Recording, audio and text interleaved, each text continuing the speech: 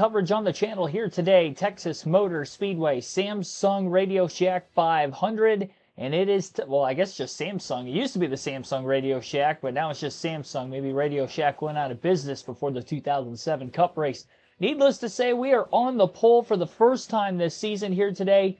Crazy. I cannot believe I qualified on the pole in this game. Not only it's the first time I've qualified on the pole this season for the Cup Series, but it's the first time I've qualified on the pole anywhere on this game. Truck, Xfinity, well, Busch, I guess at this time.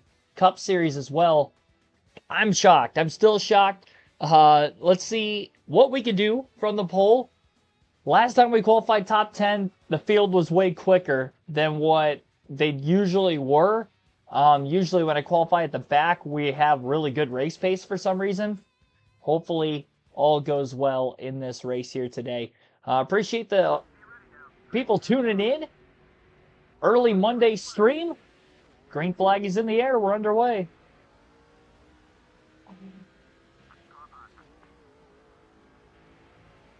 I don't think I've got the handling dialed in completely on this car yet. So I'm really hoping I've figured something out post-qualifying. Just have to wait and see. It's just way too tight. I've done so much to try to free this thing up, and I'm scared I'm going to free it up too much. Because I didn't make an extremely long run in practice.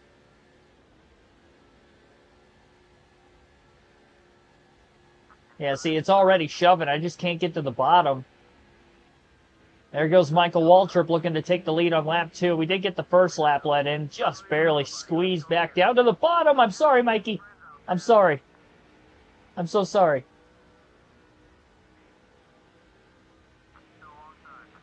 I was a little too aggressive on my half. I think I led that lap at the line still, too.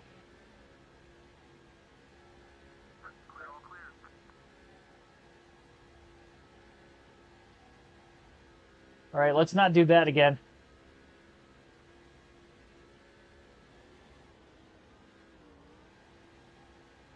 Really trying to back the corners up as much as I can. Got our teammate right behind us now, so that's good. Elliott Sadler in the 19.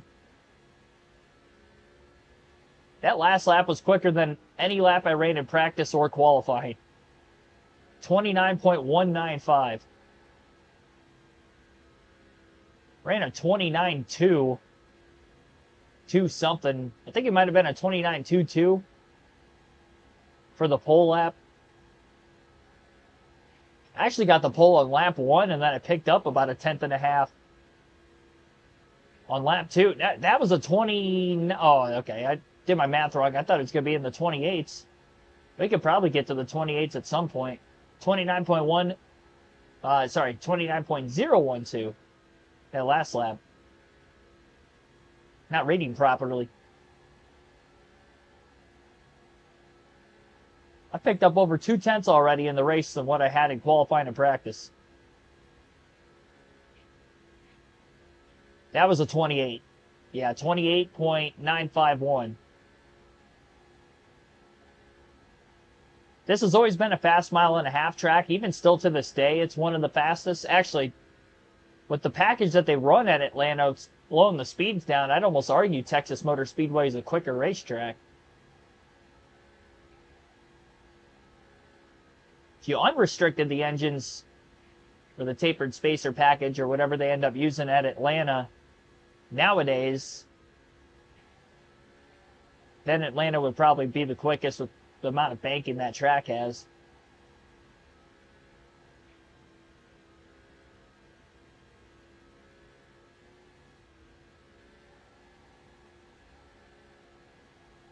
It does feel like it shoves a little more in 1 and 2 than what it does in 3 and 4 still. It floated up the track at 3 and 4 some that time, but I feel like it's a little worse for me to try to get it down to the bottom and get it to stick. I'm doing the best I can to really try to back the corners up so that way I can get it to roll to the bottom. It's still shoving. But again, I haven't made a 20-plus lap run, so I don't know when the tires fall off if it's going to free up. Especially with what I have in it now, because when I first unloaded and kind of guessed on a setup, for practice right away, it was like pushing tight. Like it was so tight that it was wanting me to basically hit the wall off the exit of the corner almost every single lap. Both ends of the racetrack too, especially in 1 and 2. But yeah, I was like, I definitely can't race with this.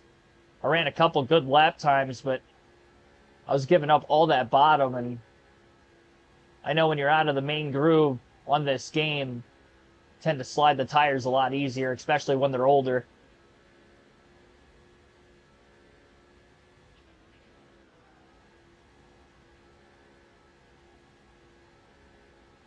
Tim Brown, Wader, and Ryan Berwick. Welcome to the stream.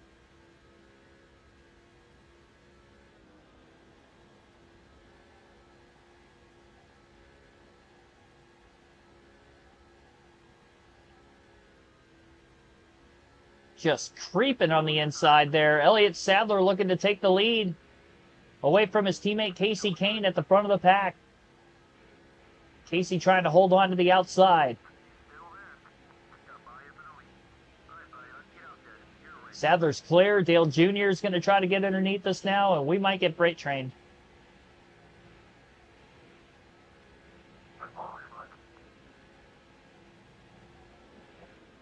Holding on to the outside pretty well, though, I will say.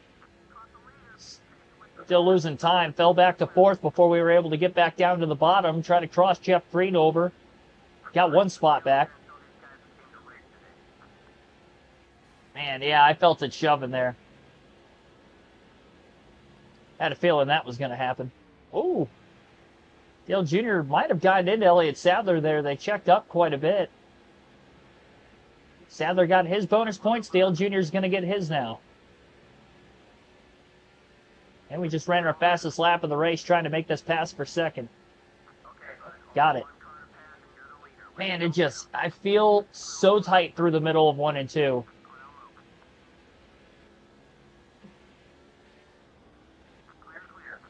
Almost let the 0 get back underneath us. Or is that the 09? Oh, that's the 09. Wow. Yeah, the 0's not in this game. That's right. Mike Wallace up to second at Texas. I just ran my fastest lap even though I scraped the wall in the front stretch. Oh my gosh. I still need to free this thing up. It's already getting tighter. Well, I mean, granted, this is the first time I've been in traffic. It is tight.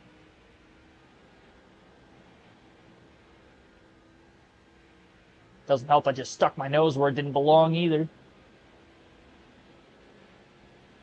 The Republic, thanks for tuning in. I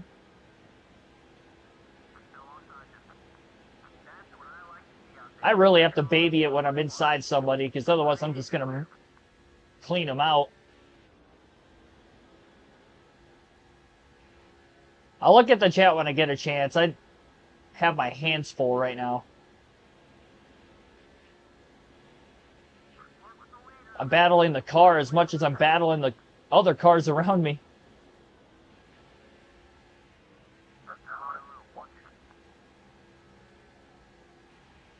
I just cannot wrap that bottom lane of the racetrack.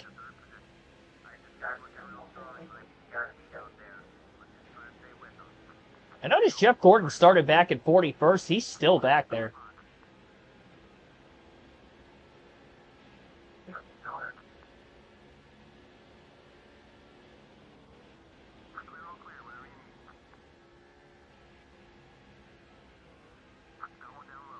Man, oh man.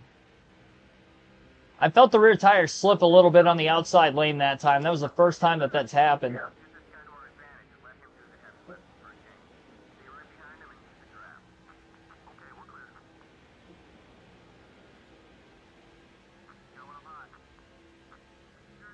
All right, I'm there.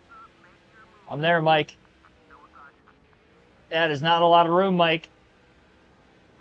Thank goodness the apron doesn't want to spin me out at Texas in this game, because I was all over that white line.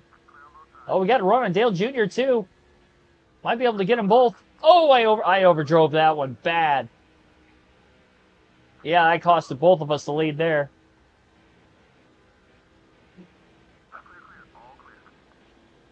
Oh, Mike Wallace is out in front.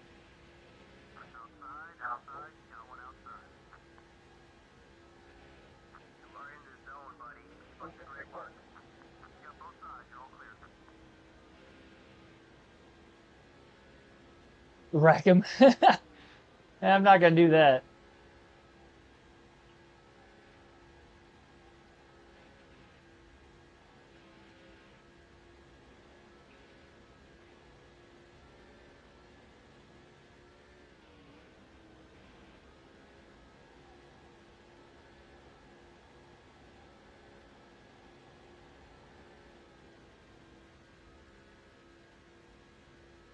I haven't watched any college basketball for the most part this year. I definitely haven't seen any U of M games. Friend picked Austin Dillon to win. Underdog Bubba Wallace. Dark horse John Hunter Nemechek. Got one right. Yeah, Nemechek had a top 5. Austin Dillon was having a pretty good run. I'm surprised he didn't get a better finish. He was up there in contention for the win late. More so than Nemechek was. Bubba Wallace had a pretty quick car, but yeah, he wrecked a little earlier.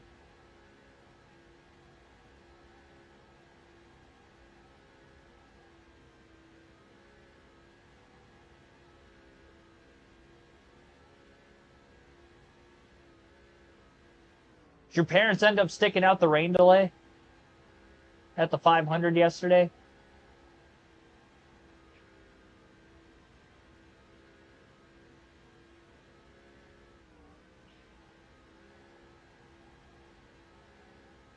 Hopefully they did.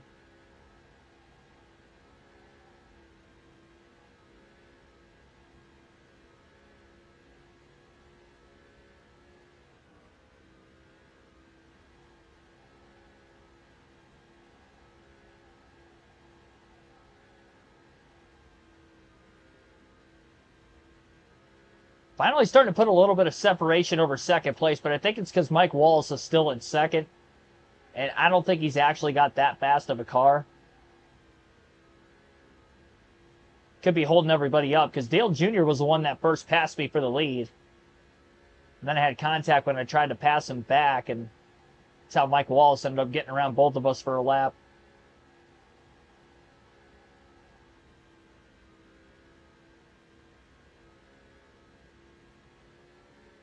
We've ran the Busch Series at Texas before, but that is the only series I believe we've ran. We might have ran the trucks at Texas. I can't remember if we have or not.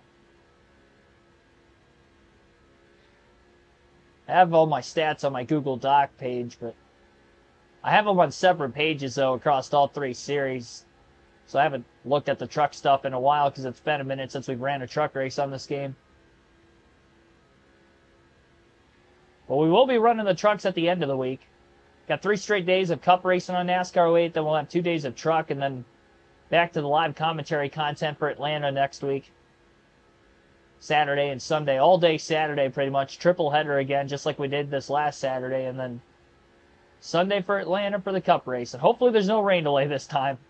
I almost didn't stream today. I didn't put up a notification to anybody during the course of our 500 stream yesterday that I was going to stream today because I wasn't sure if I was going to or not, considering we streamed for over 9 hours yesterday. But as the day went on, I started feeling more and more awake, I guess, than what I was in the morning when I first got up. So I was like, yeah, I could do this. We'll stream today.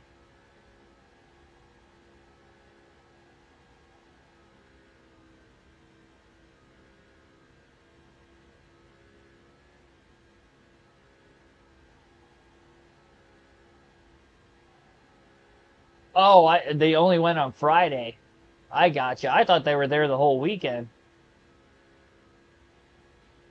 When you said that they were going Friday, I just automatically assumed that they were going Friday, Saturday, and Sunday. They just weren't going to get there till Friday. Do this full time? Oh no, God no.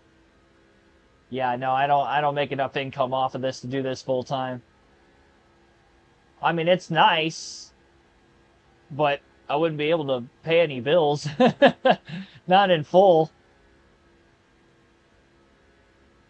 Yeah, no, I still have a full-time job.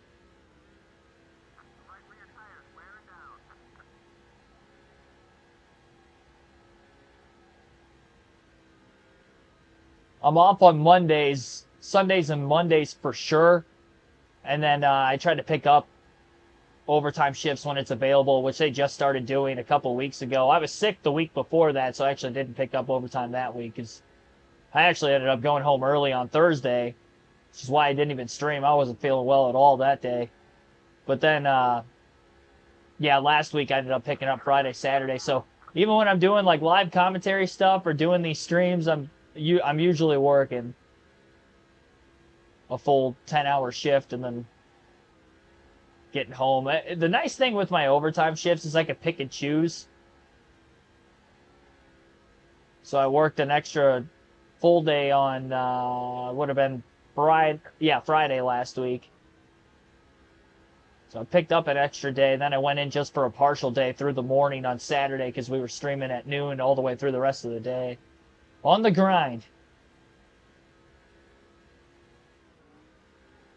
Cup qualifying on Amazon Prime on Saturday. I did not know that. I did not know that.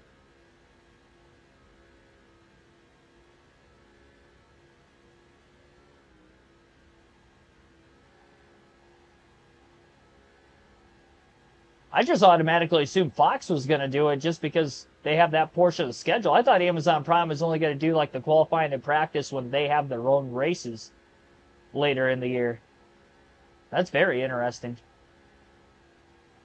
So is Mike Joy and, Harvick and Boyer, are they going to be in the booth then for Amazon Prime for qualifying? Or are they going to have the actual Amazon Prime broadcast? I'm confused because I didn't even know that this was happening.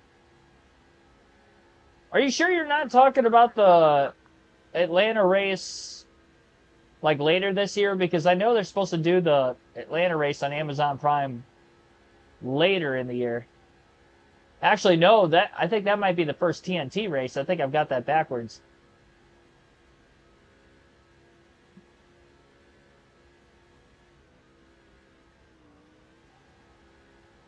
Very cold here in Michigan. Yeah, it's pretty cold here in Northwest Ohio, too. Went out to shovel earlier. It was only 15 degrees, I think, at the time, but the wind chill felt like 1 because it's super windy outside. My idiotic self wasn't wearing gloves and couldn't feel my fingers for about the first 3 minutes when I got back inside. It wasn't bad. I've had way worse before, but it was one of those, like, I couldn't close, like, I could make a fist, but I couldn't really squeeze.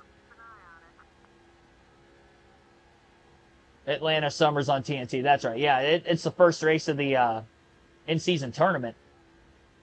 So that's why I had to do a double take there. It is on TNT. Live in Northeast Ohio. Cool. Fellow Ohioan. Yeah, there's a few Ohioans that are pretty much regulars of the channel, I've noticed. Up to 11 likes on the stream. Appreciate that, everybody. Try to get to 25 tonight for the video game stuff.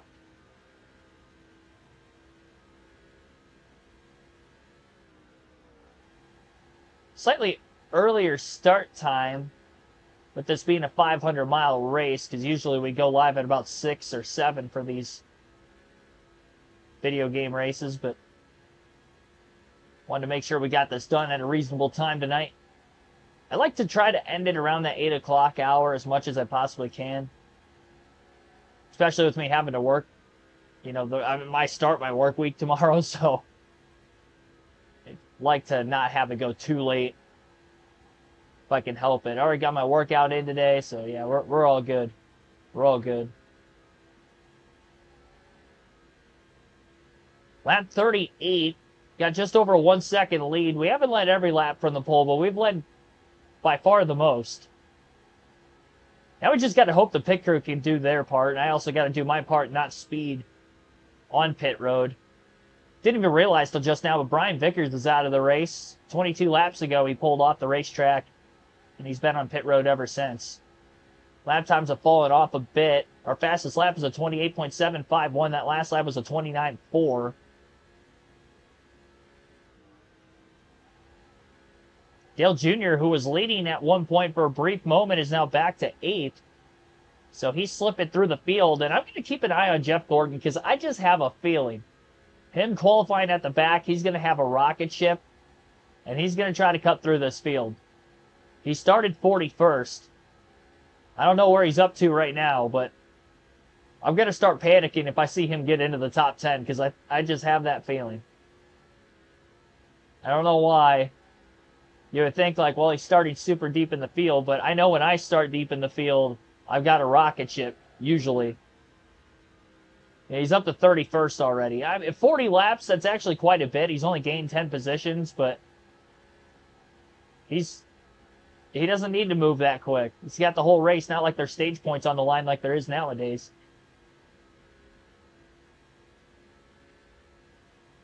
Fox has qualifying for a Clash 500 and All-Star race. I didn't realize that that's it. That's definitely something I should have known. I mean, I have Amazon Prime, so yeah, we'll be good.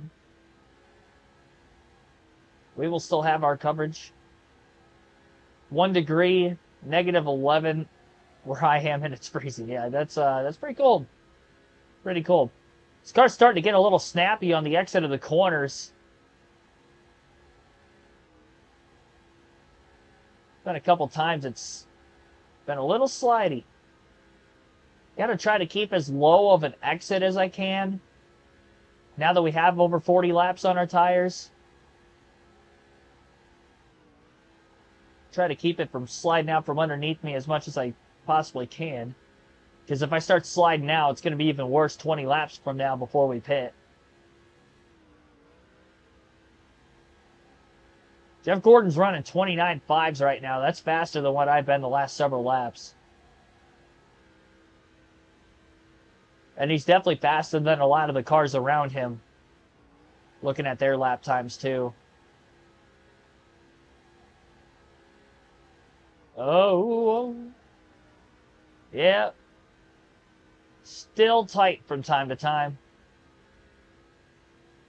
I'm scared to make any adjustments on this first stop. It's fast. Like, we got a 1.2, 1.3 second lead. It's not gigantic lead, but we're slowly building it.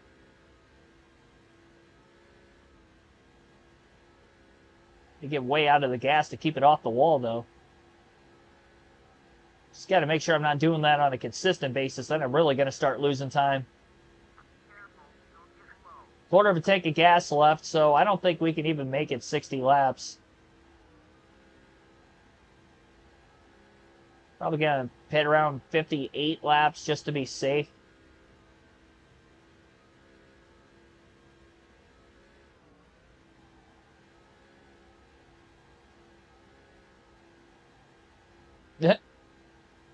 I mean, I'd rather have you not say the town that you're from. Specifically. I don't think you should just be putting that on the internet. You're safe from me. Because, like, I don't actually live in downtown Toledo. But I just say that as a... I mean, I live close, obviously.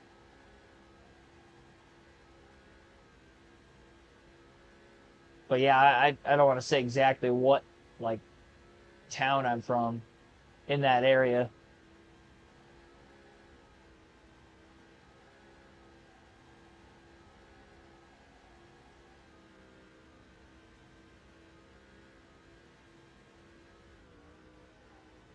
Worked out the strategy for the race. Fuel windows 55 to 60 laps.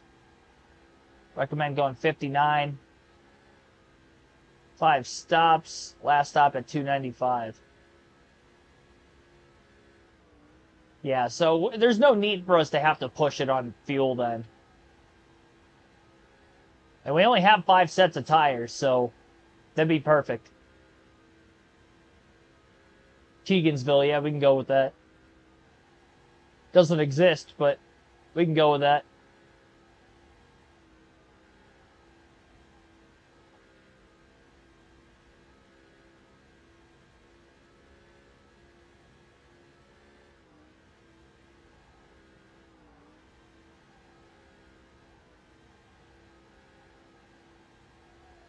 Oh. I didn't like that.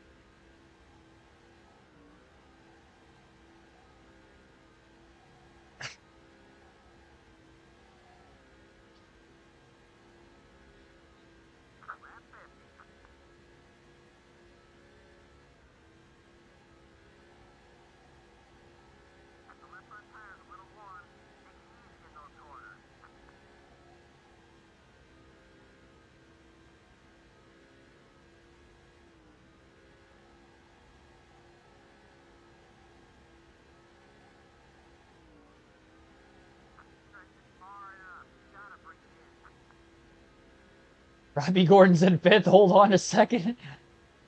Yeah, let me hold on a second. Wait for him to catch up to me so he can take the lead.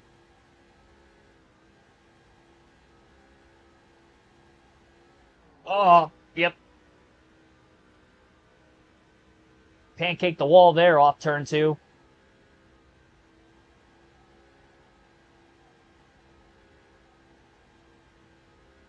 That's the third time I've scraped the wall in the race.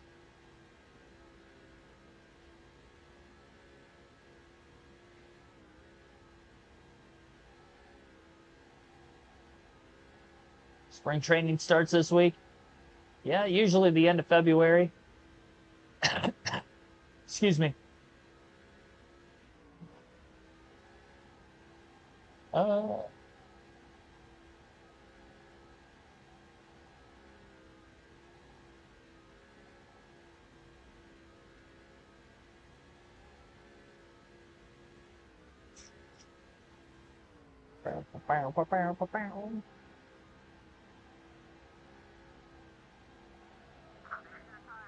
Yeah, a lot of that. I clipped the apron a little bit.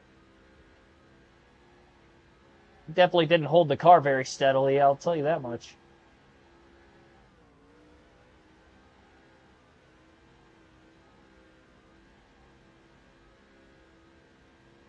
Six now. That's still a good day for Robbie Gordon. Must have just qualified well. I don't know, though. I mean, we see a lot of underdogs up towards the front of the field a lot on this game. Especially in the Cup Series for some reason. Well, and the trucks for that matter, because I feel like there's always fantasy drivers competing for the win. But look at our top 5 right now. You got to go back to Jimmy Johnson at 7th before you find like an actually competent driver up in the top 10, outside of Casey Kane, of course, because he's won some races in Cup, but we're driving as him, so I didn't want to really include him. Jackson Robinson, welcome to the stream. I almost overcorrected it there. Just got to go a few more laps. I'm targeting lap 58 just to be safe for fuel. Come on, don't do that. We're almost to our pit stop. We're almost there.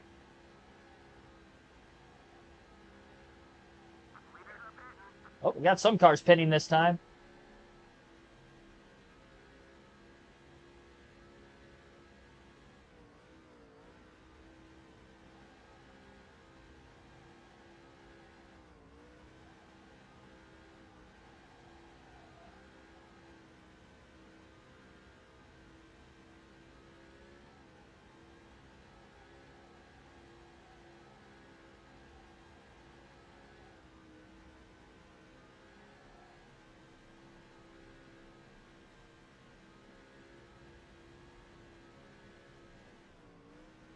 We're going to pit this time.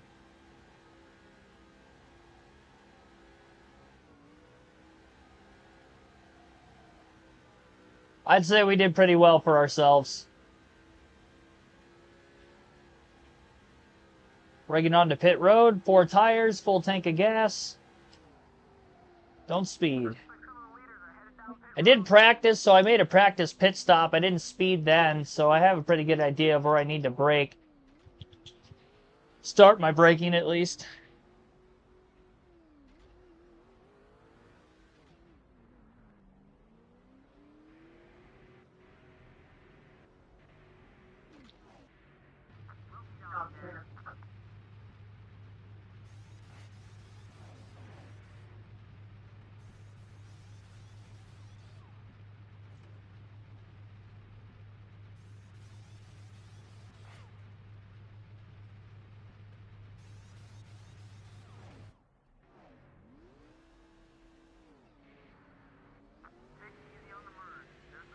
Dad's been watching for 53 seasons. Talk about NASCAR or... It's crazy.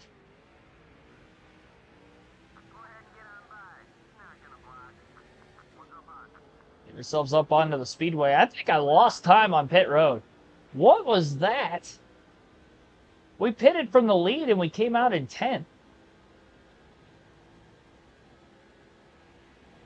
Had a 1.6 second lead when we hit pit road, and now it's only 3.4. There were cars that pitted before me, so that's probably some of it. I shouldn't have lost that much time pitting only 2 laps after some other cars. Now I'm in traffic and I'm super tight. Somebody just blew an engine. I didn't see who it was, though. I just kind of noticed at the last second they were on the apron on the back straightaway. Well, our teammate Elliott Sadler's back out in front. Still caution-free at Texas, over 60 laps in. Here's Robbie Gordon. He fell behind during green flag stops as well. He's about to fall to 10th. Casey Kane clears him off turn 2.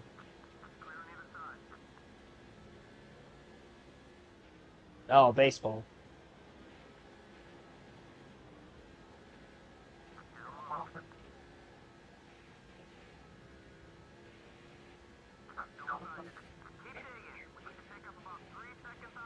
Slight wall scrape there.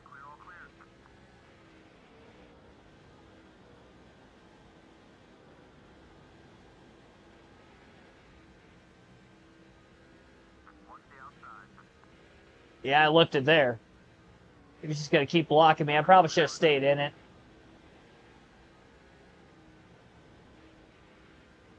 He's going to race me like that.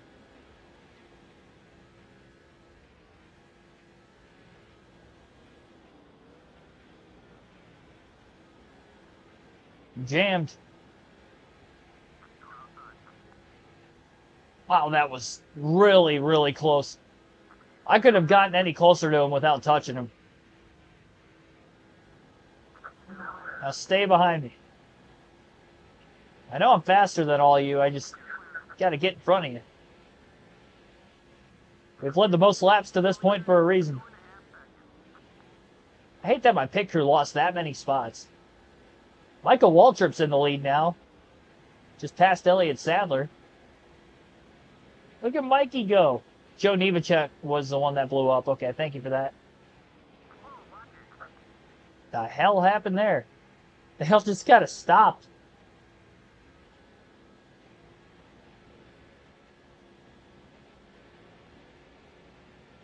Didn't hurt Jimmy at all. He's still trying to make a pass on Jeff Green. And we're going to follow him.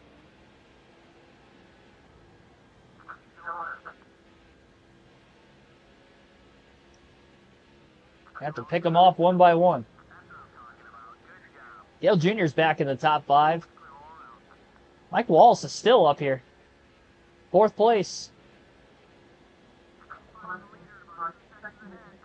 28.652, fastest lap of the race for Casey Kane.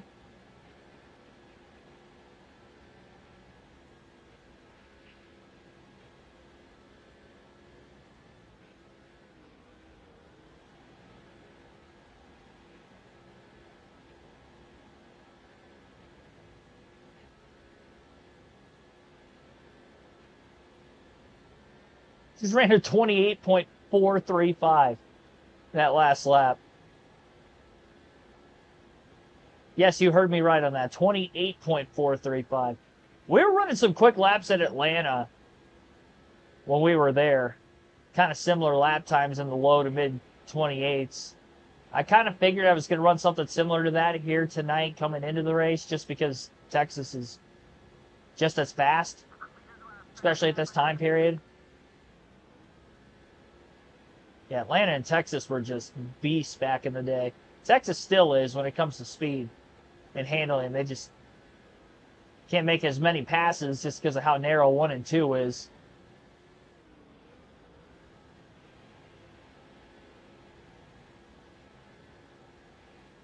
That's only because they took some banking out in that corner. They left 3 and 4 the way it was. It's kind of your get your speed back corner now. And Sadler is free falling.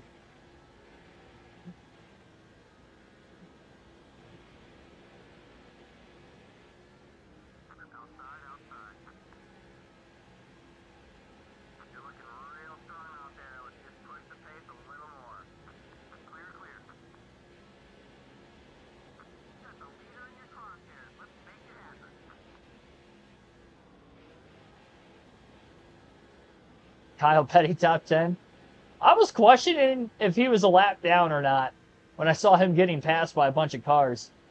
He kind of settled himself in line. He might be for position. Yeah, he is. For 6. Now he's in 7.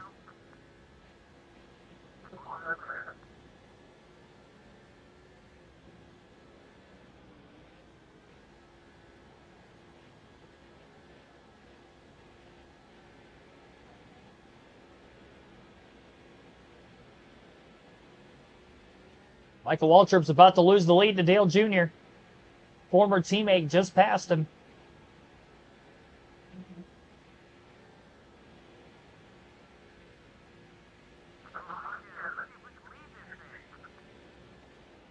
NASCAR Team Penske Cup Series Racing, thanks for tuning in. That was a tough day for you yesterday. Penske was doing so good for so long until they weren't. As a Ryan Blaney fan, I feel for you. I feel your pain.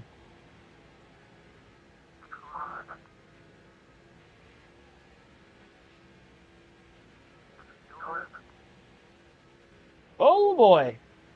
Waltrip and Earnhardt made a little contact there.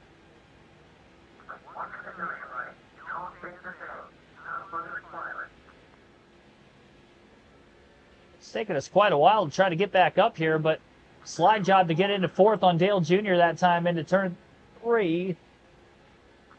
He's going to cross us back over. He should make this pass down on this end of the track. Only hold on to the outside for so long. Still can't get to the bottom. Trying to squeeze Mike Wallace, get back down in front of him. There we go. Just gotta crowd him a little. They'll lift. Sometimes.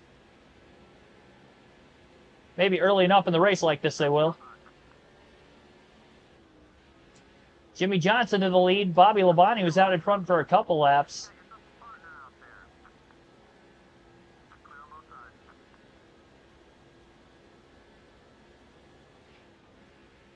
First time Jimmy's led today.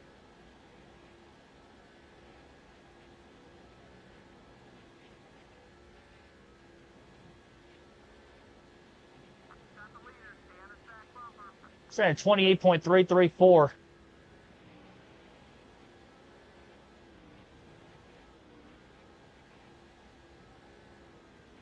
Bonnie and Earnhardt side by side for second.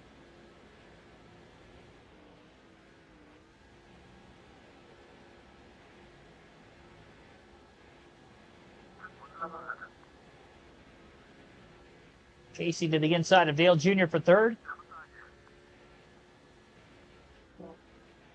Got him. Yeah, it's a lot easier to make passes here. They don't seem to crowd you quite as badly. Especially if you can get up underneath them off the exit of a corner. That and I have decent straightaway speed, which also helps.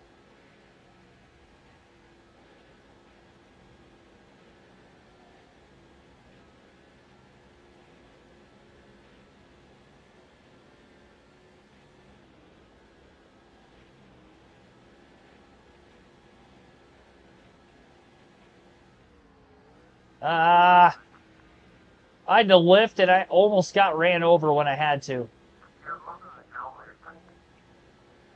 I thought Mike Wallace was going to run over my left rear. Longer it's going to take for me to try to get back into the clean air, the tighter and tighter I'm going to get as the run goes on because the tires are wearing out.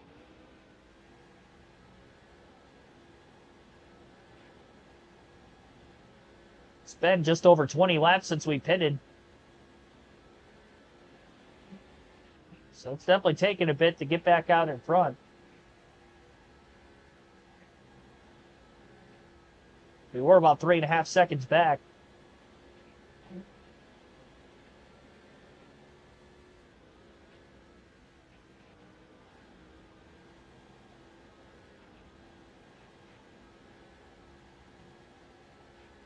Dale Jr. won here in 2000 for his first career win. Yeah, he got his first career Busch Series race win here at Texas, too. His first career Busch win here and his first career Cup win.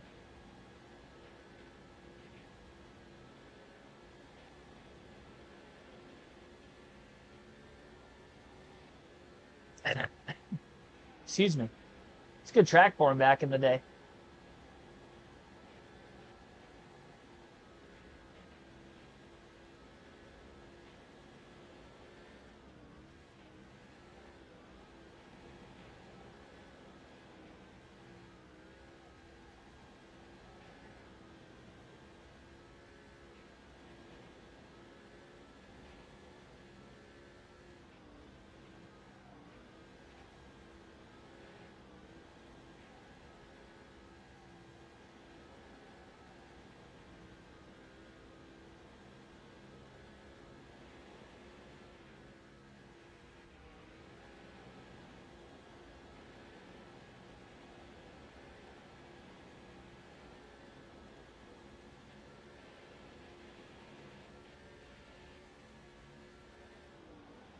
Bonnie for the lead under Jimmy Johnson. It's going to be a good opportunity for us to try to get underneath JJ ourselves. Oh, I about messed it up there.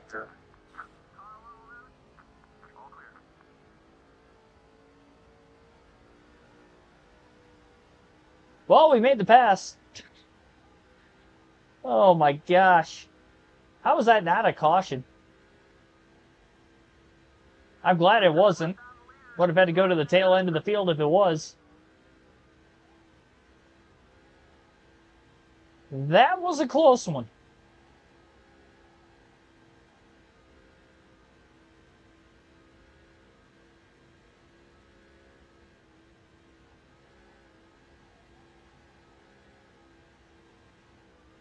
We both saved it. It was like a simultaneous power slide between the two of us. I was pushing so hard to try to get underneath him, trying to follow Labonte because I was just stuck behind those two forever. Now I lost ground to the 43. Got to get that back.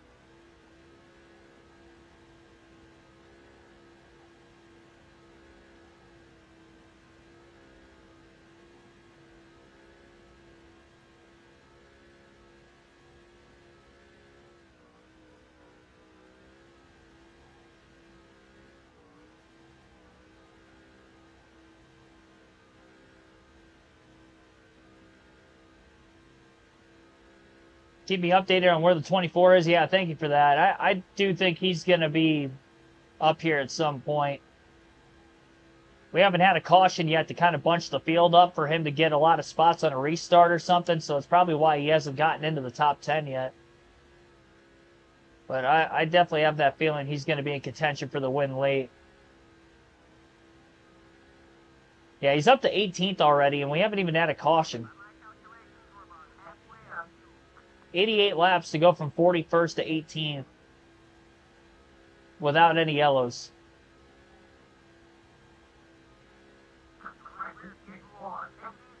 Yeah, I'm not surprised that right rear is wearing out a little earlier. I've had a tighter race car, so you would think that would be one of the last tires to go to the yellow on the tire wear indicator, but a lot of it was that big slide I had with Jimmy Johnson a couple laps ago.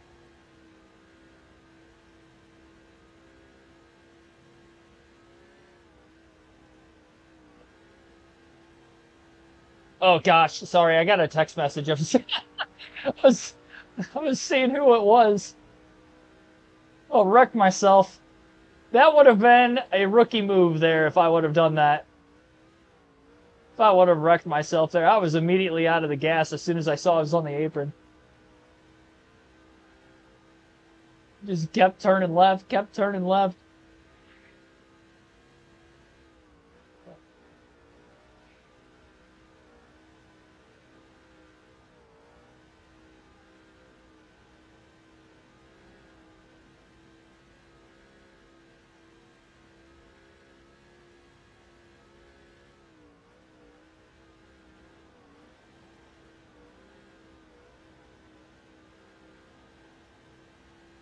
Well, to be fair, I guess it's a distracted driving thing. I guess I would still probably get pulled over if I did something like that in real life. Veered over a lane. I didn't have my phone in my hand, so there was that.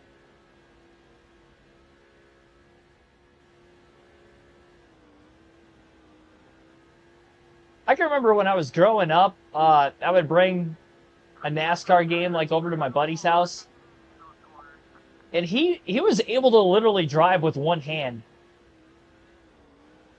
He wasn't making the greatest laps. Like, I'd put some time on him. I had to tell him to focus because he had the capability of being as good as I was, but he'd just be like multitasking. If he had like a text or something come in, he'd be on his phone.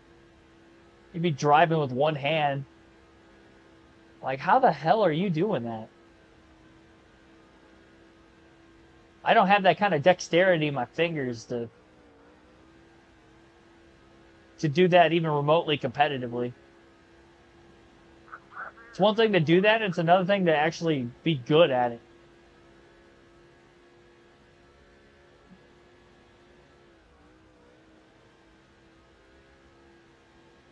Should try it. Yeah, I'd be on the apron again, like I was there a couple laps ago, but it wouldn't be in a forward motion. I'd probably be spun backwards.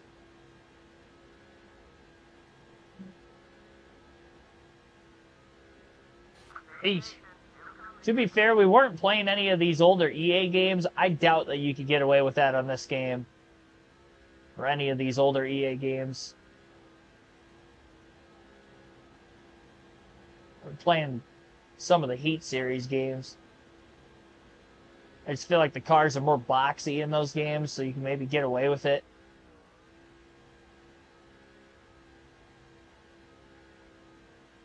Bobby Labonte's done well for himself throughout this run.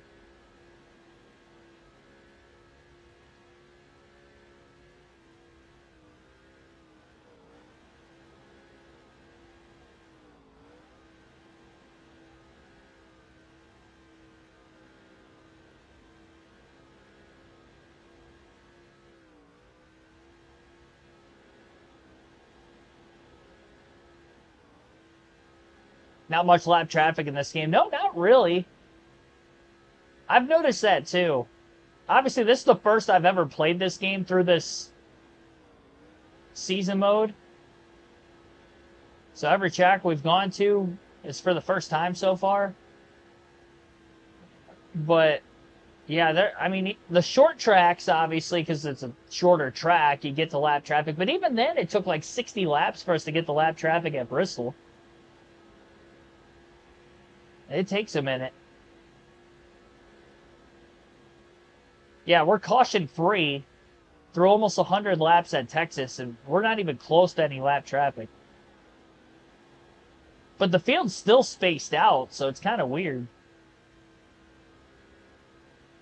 It's just us two, and nobody else around us.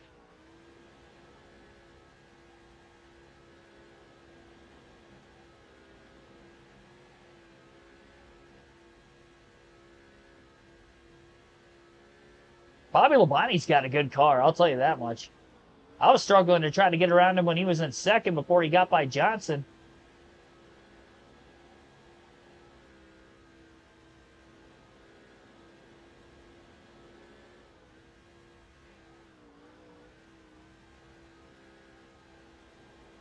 Part of the reason I lost a lot of time during pit stops because my car was slowing down to avoid collision. The cars were leaving their stop. Yeah, that makes sense. I wasn't paying enough attention to that.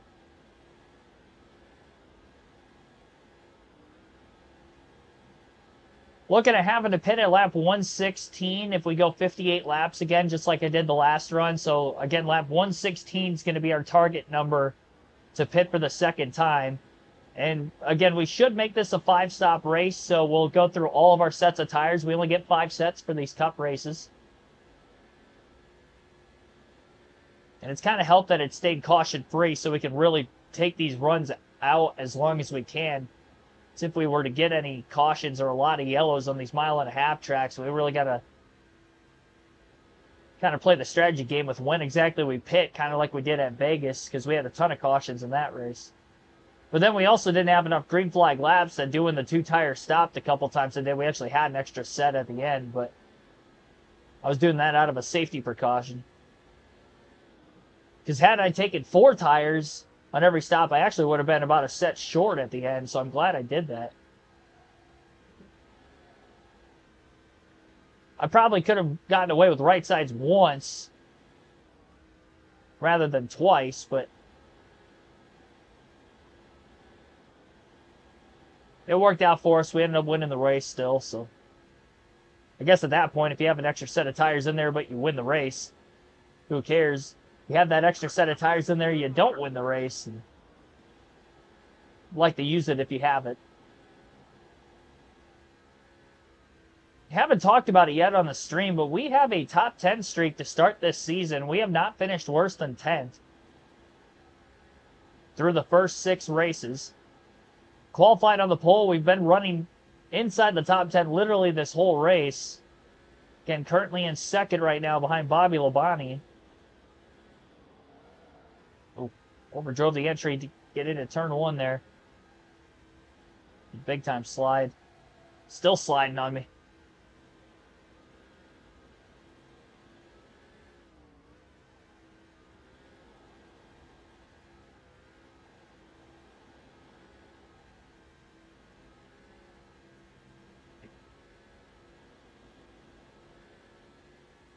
I'm a fan of the Rizzler. I don't really know much about him. I know of him, and that's pretty much it.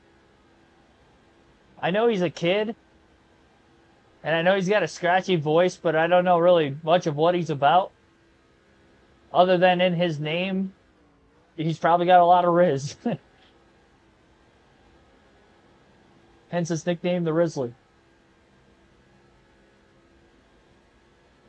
I heard he was on the Fox broadcast. I think we were doing our quizzes during the 500 during the rain delay at that point. So, I don't know if they interviewed him or what the scenario was there.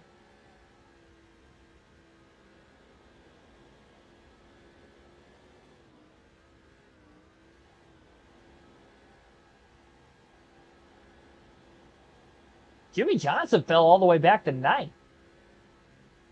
That's who Bobby Labonte took the lead from.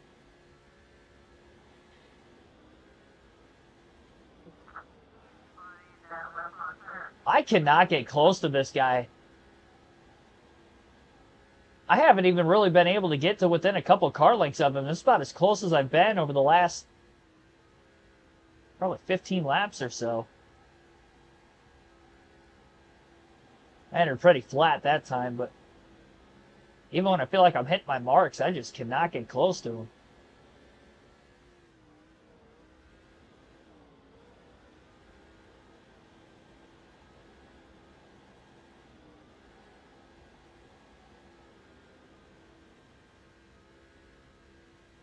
He's going to end up catching me for the most laps led if I can't get around him at some point. He's probably already getting close.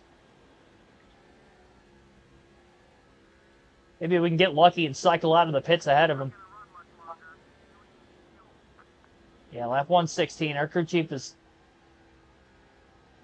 wanting us to pit now, it sounds like, but that ain't happening. Oh, boy. A little too early for me. Looks like keep having slides like that off the corner. I might have to do it sooner.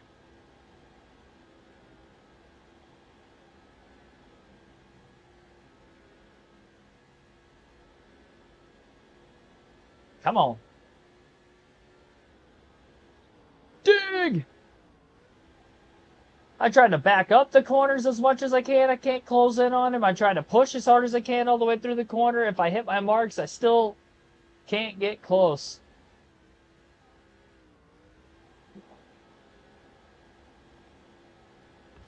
Can we intimidate him? I swear that does not work on this game. I've tried it several times. I have not seen one car get loose. No matter what track we're at.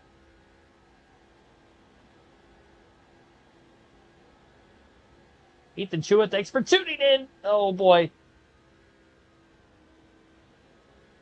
Got to smack the wall a little bit there off turn 2.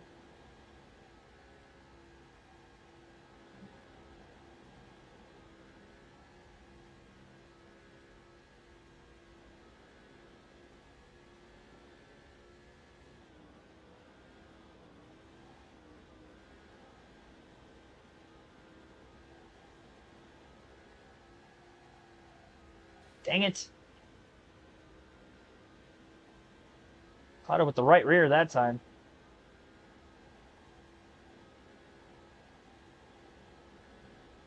I thought I had the fastest car in the field. And potentially Jeff Gordon as well. We just haven't seen him up here yet. Bobby Labonte's definitely got a quick car. He's going to be tough to beat. I don't really have anything for him right now.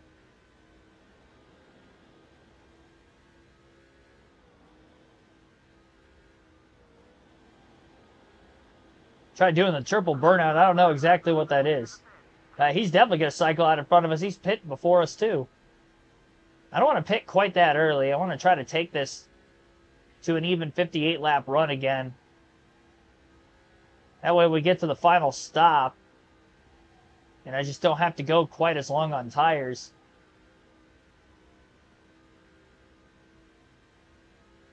That maybe we could trap him a lap down if we catch a lucky caution. Excuse me.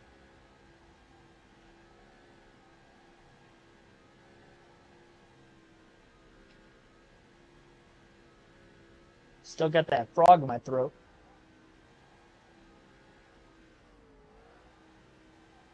'24 is 19th.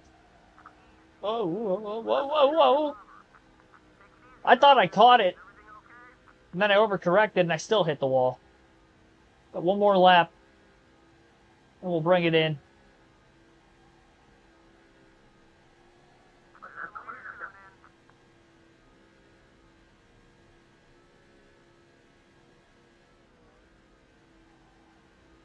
Yeah, if we had a caution like right now, we'd trap so many cars a lap down.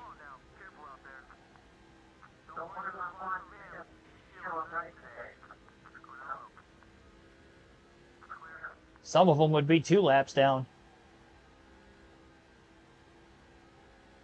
All right, here we come. Ooh. Got a little loose. I had a little bit of a hard time trying to back it down on speed. Got to the apron.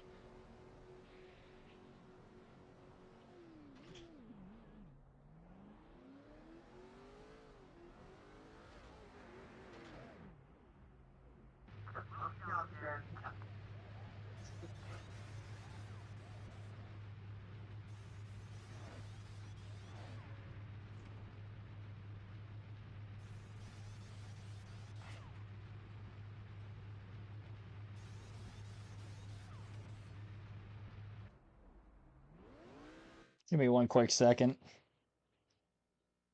And I need to get a drink too.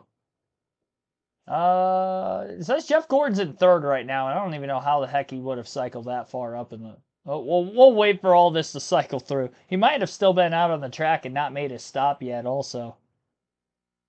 I was of the last group of drivers to pit the last time, though, I think.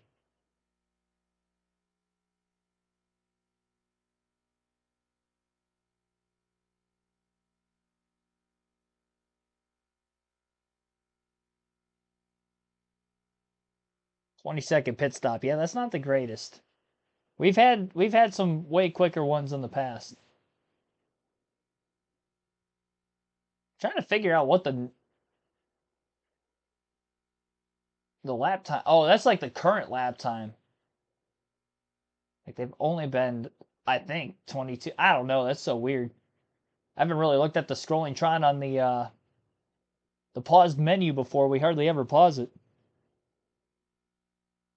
Had somebody from work texting me.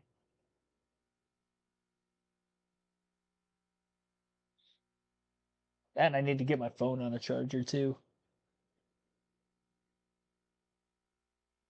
So our halftime break. This is our stage break because we don't have actual stage breaks.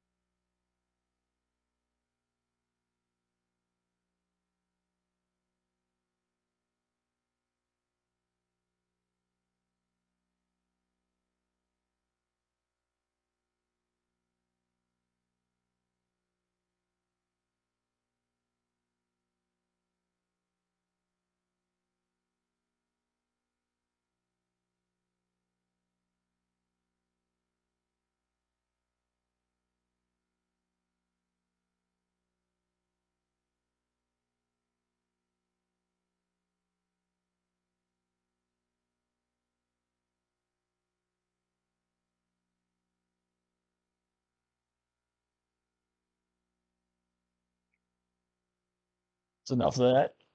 Ugh.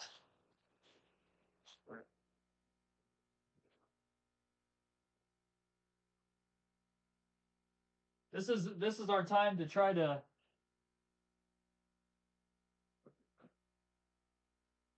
game plan so we can beat Bobby Labonte. He's texted me. That's nice. I didn't text you.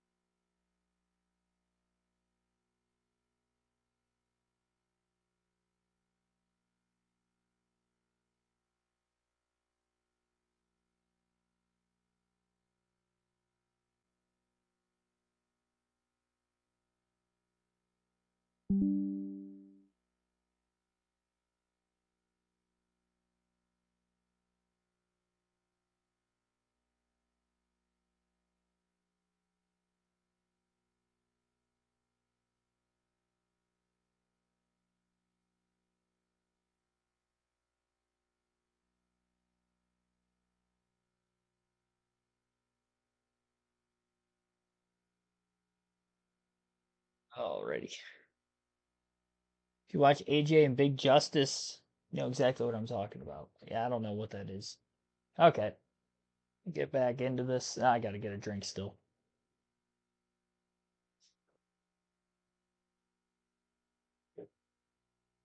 Alright, now we'll get back into this. Yeah, Bobby Labonte's still in the lead. Lost more time to him. I didn't lose as much time as I did before, though. Thanks for everybody being patient, by the way, in the chat. We actually gained viewers while I had it paused there for a few minutes. Man, Dale Jr.'s whipped his way into turn 3. Look at him go. He's getting up to speed quicker than me. Michael Waltrip bearing down on our rear bumper. I'll tell you what, we've had the same rotation of drivers pretty much in the top 5 this whole time. Granted, we haven't had a caution, so it's probably got a lot to do with it, but Kyle Petty in second. I don't know, man. This game does that sometimes. I cannot believe how much ground we lost. We're further behind the leader this time than what we were well, I guess this time it probably makes sense because we were actually closer to the front of the field. Don't want to do that again. I overdrove that pretty badly. I'm surprised Waltrip didn't get underneath me. Must have been too far back when we got into the corner.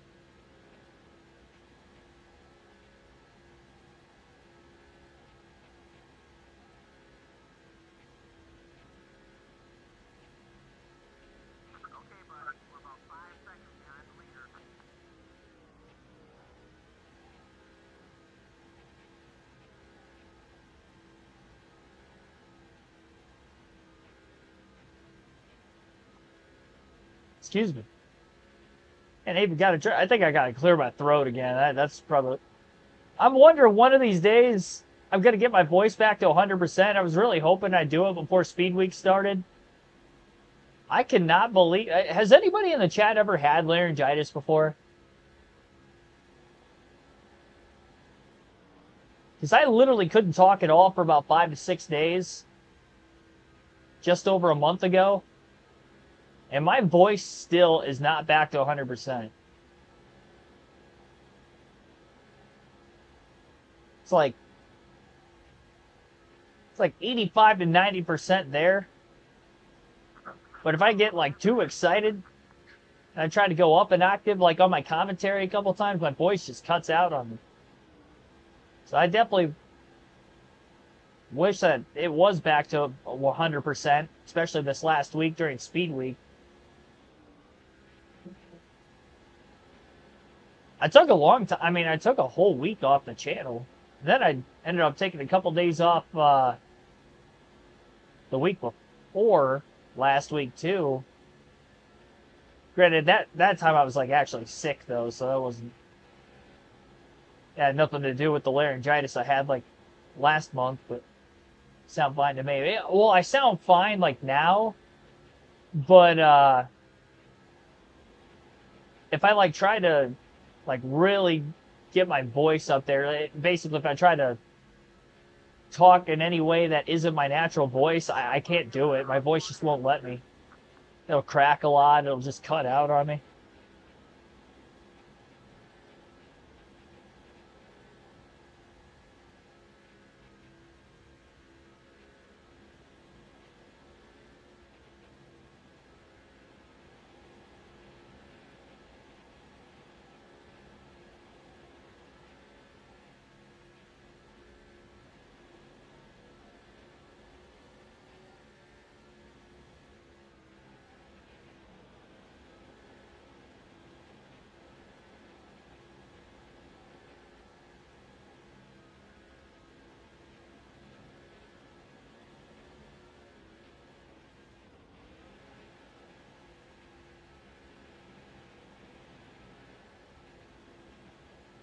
Well, we're gaining ground on Lobani. I just haven't gained any positions yet. We're 4.9 seconds off the lead. And now about 3.7. Waltrip's still right there on me, too. He might get around me. No, I had to cover him quickly. He backed out of the gas. I made that block. He got scared. You don't want none.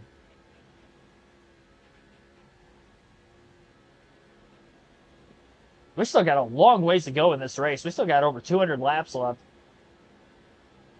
We're not even halfway.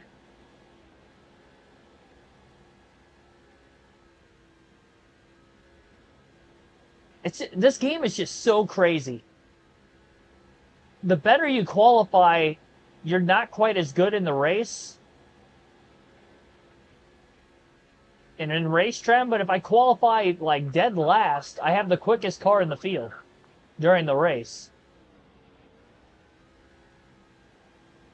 So as cool as it was for me to qualify on the pole in this one, I don't have that kind of speed on a consistent basis. It helped when I had the track position that first run, but once I lost the lead, I don't have the speed necessary to try to get it back. I never got the lead back since I lost it during that first pit stop at lap 58. That was the last time we've led in this race. Now we're back at fourth.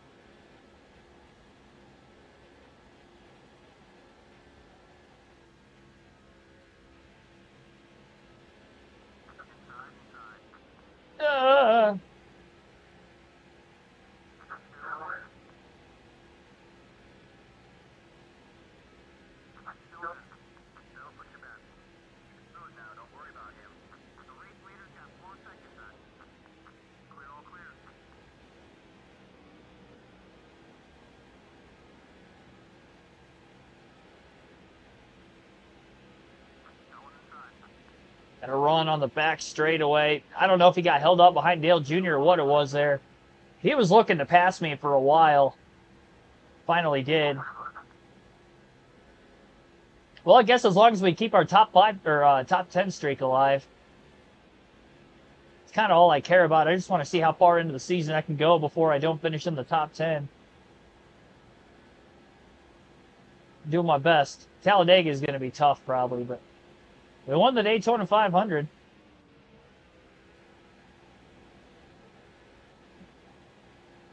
Any adjustments you can make? I think so. I think I could probably put a little air pressure into it. I'm scared to touch the wedge because I do get a little too free if I'm out of the bottom groove of the track. So I'm scared to take some wedge out of it. But I could try to blimp up the air pressure a bit and free it up that way. I'm super tight in traffic. And I think that's one thing that helped me the first run was qualifying on the pole, and I had the lead almost the entire first run. I was in the clean air and my car could turn a lot better, but when I'm behind somebody, I can't get close to them because I just can't get the car to turn in the middle of the corner. I have to back it up so much. And then if I back it up too much, I'm losing ground. Waltrip got hung up behind Earnhardt again, but I didn't quite get close enough to him before we got into 3.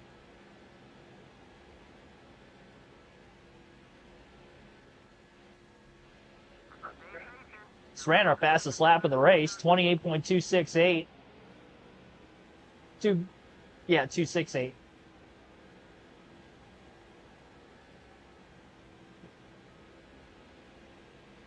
There we go. Come on. Get him. Get him. Get him. Got him. Maybe.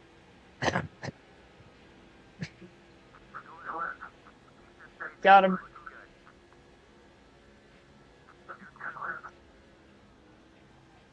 Gaining on the leaders, though. Yeah, that's a good sign. Maybe Dale Jr. just got quicker. Save for Michael Waltrip. Got 200 to go.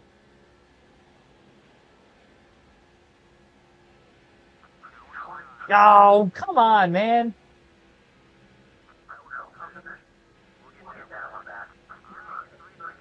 I worked so hard to get back around him. Just give it up. Get him. Oh, boy. Don't do that. Don't do that. We're good. We are good. Good grief. Fighting a little too hard. There we go. Got him next corner.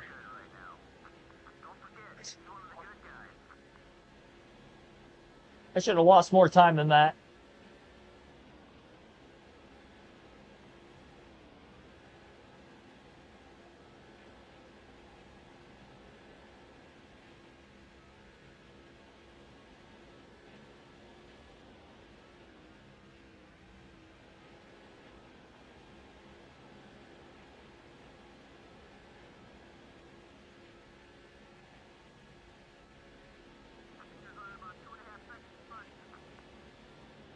Bum, bum, bum, bum.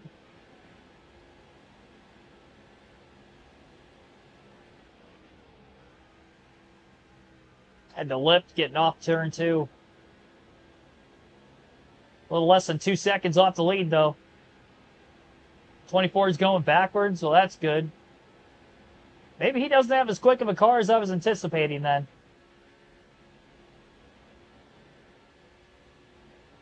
He was as high as 18th when I noticed. After starting 41st. We still got a long ways to go, though. We probably got 3 more pit stops left. Over half the race.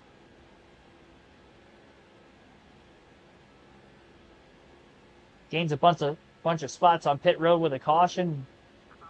They'll be in a good spot. Oh, yeah, he's back to 22nd now.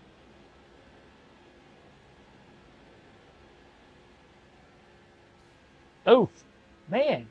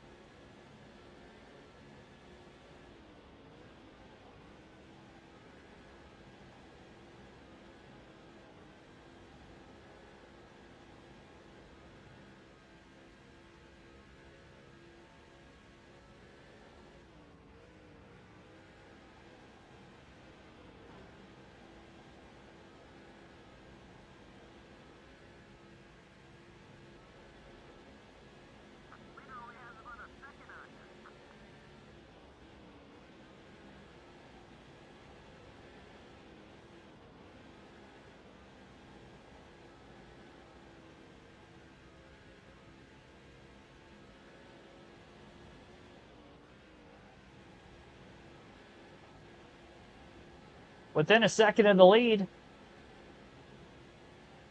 Just wish I could pass somebody.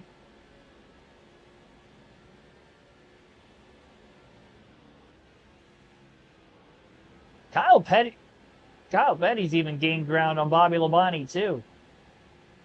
I'm going to hit the wall. Yep. At least they're light scrapes every time I hit the wall. I'm not pounding it when I get off the corner, so it hasn't hurt the car much up to this point.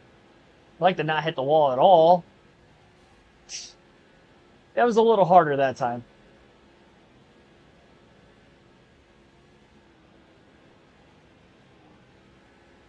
Still all right. See, that probably doesn't help either. Every time I hit the wall, the car's probably getting tighter and tighter and tighter, too. It's adding more damage. Oh, my gosh. It did not want to go. Either that or I missed the corner that bad. I think I had no steering there.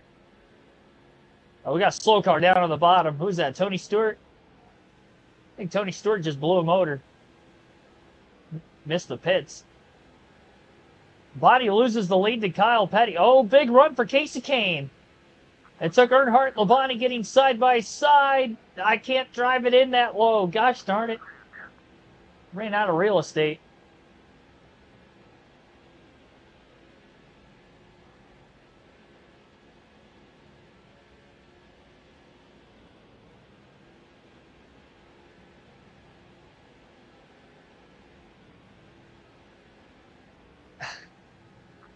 I'm too tight behind other cars.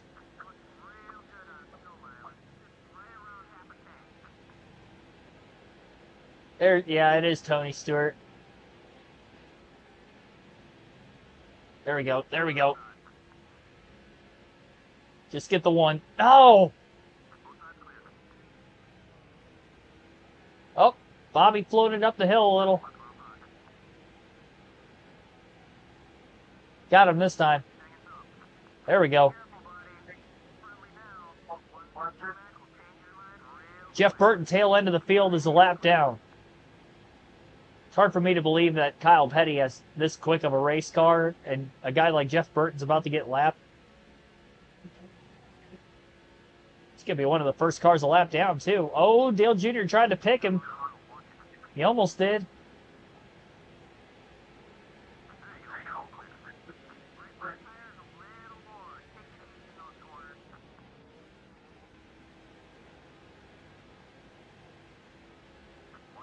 Yep, I didn't even realize that until you just mentioned something. Both Petty cars are in the top 5.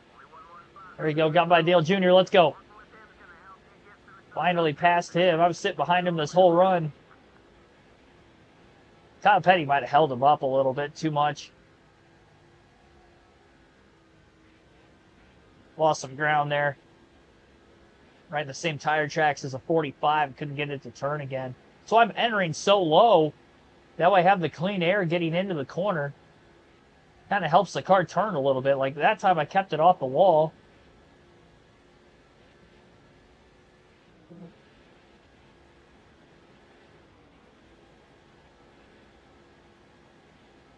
Easy Network, thanks for watching, by the way.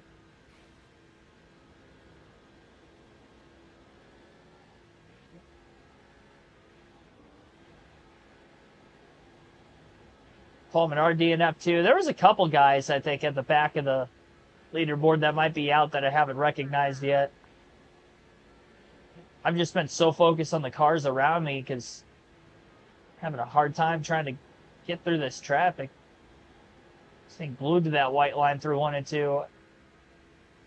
Clean air is king. I mean, that's what I've figured out with this track on this game. Clean air is king. It's so hard to get a run on somebody. It takes so long. And even if you get a run, they block it off. It's going to take a while before you get another run.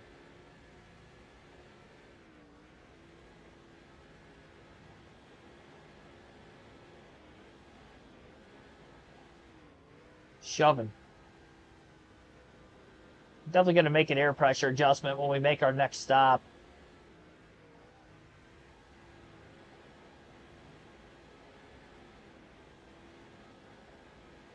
Lap 174 will be our next pit stop. Got about 21 more laps.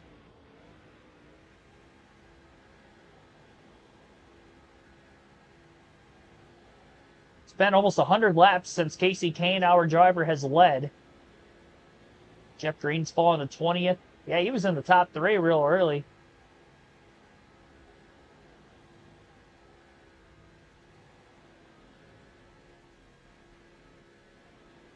Like how I went to the outside that time and he ran the same line. I just kept pushing because I was in the tire tracks of his car again.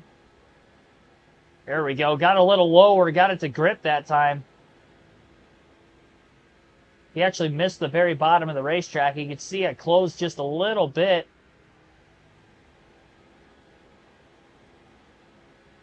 Do it again.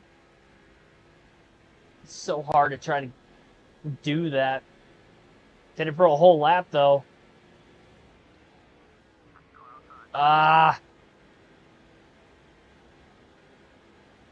Just blocking. So close. There we go. Now Casey Kane's there. Side by side for the lead in Texas.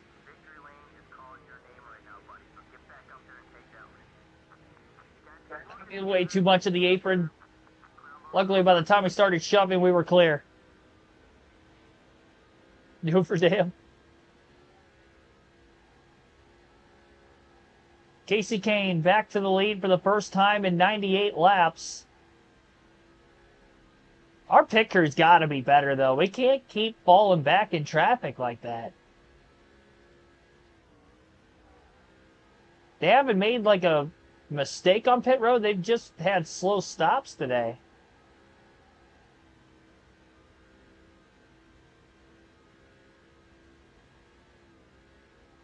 Took me almost the entire run that time to get back to second place again.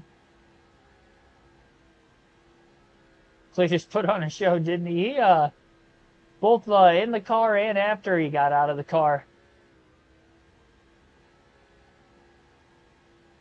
That guy's definitely made for TV. I actually watched a clip of him missing that wreck earlier, and you can hear him yelling in the car when he missed it over the engine. It's hilarious.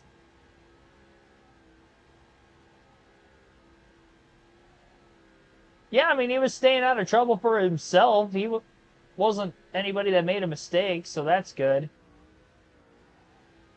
He said in his interview he was going to run Talladega, so. Either in his interview or when he was up in the Fox booth there for a little bit towards the end of the race, but I definitely remember him saying that he was supposed to run Talladega also.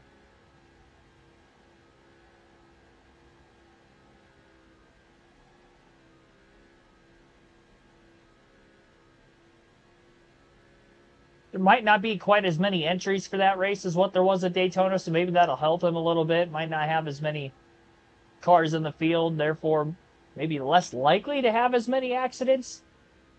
There will probably still be some, don't get me wrong, but maybe not quite as many bigger, heavier impact crashes like there were.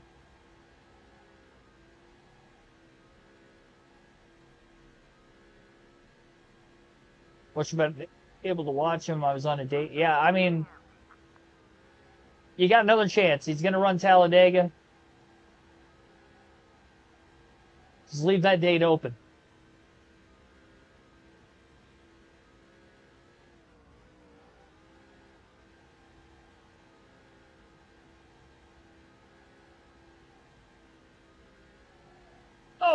Oh, we're good. It still floats up to the wall.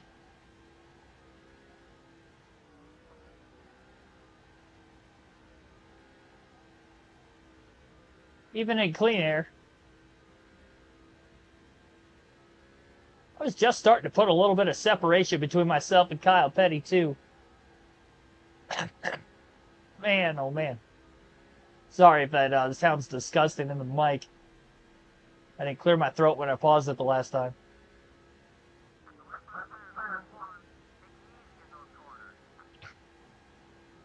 Does that mean she gets a pass, Easy?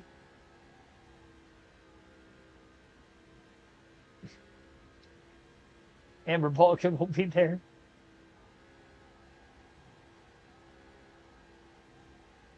I thought they said that she was only supposed to run one race, or maybe she was only slated to run one race. I've definitely recognized Amber Balkan's name in the ARCA race the last couple of years when we've been doing the ARCA Daytona race commentary.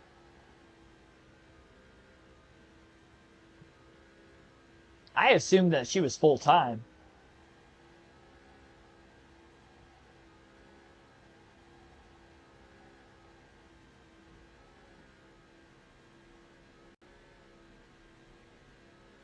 Got 11 laps to go.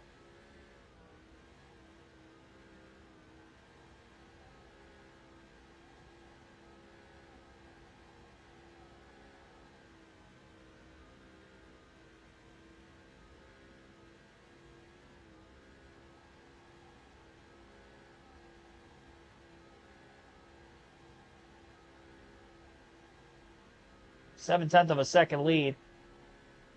Pretty much put a tenth on him every couple laps. Right around there. Clint Boyer's moving through the field. 17th at one point. Up to 7th. He won a race already on our season, too. I think he won one of the intermediate track races. I'd have to go back and look at what track he won, but I definitely know he's won. Maybe it was Atlanta. So he could be one of the favorites for the win again here today. And Gordon's only 21st still. I know Kenseth was pretty deep in the field at 1.2. Getting a little slidey again.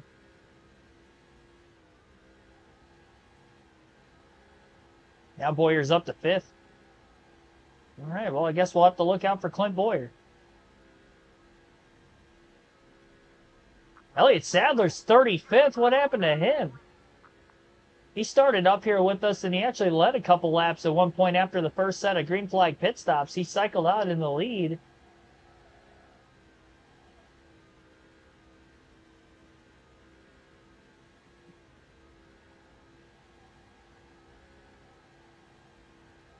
Five laps away at the line from our next stop. Again, lap 174 would be our 58-lap run for the third time. We'll have 2 sets of tires left after this next stop. Dave Blaney in the back. Yeah, well, that just makes sense.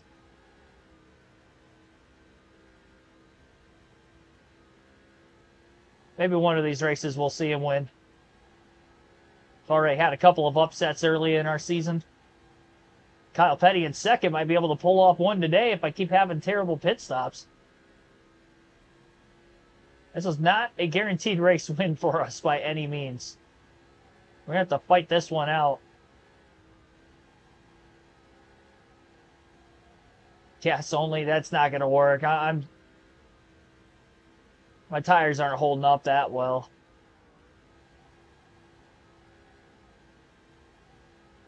I'm already getting a little out of shape by the end of these runs.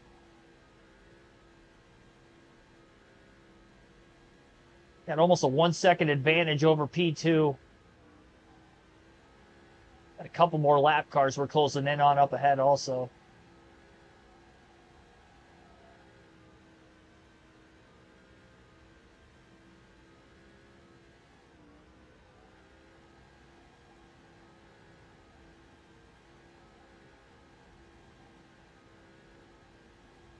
I mean, Blaney was only in RCR equipment for like not even a full season. And that was the best equipment he ever got in. So there is that.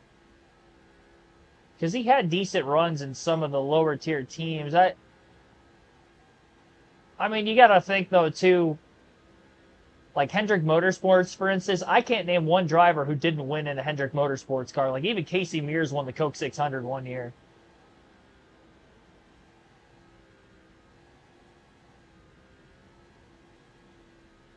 there's just some equipment that somebody's going to break through and win a race at some point in that.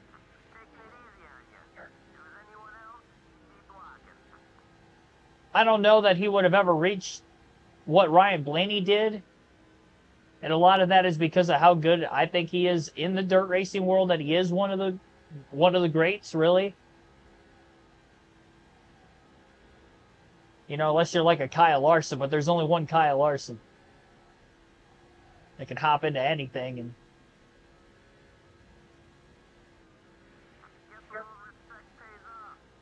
wheel it around, pull it into victory lane.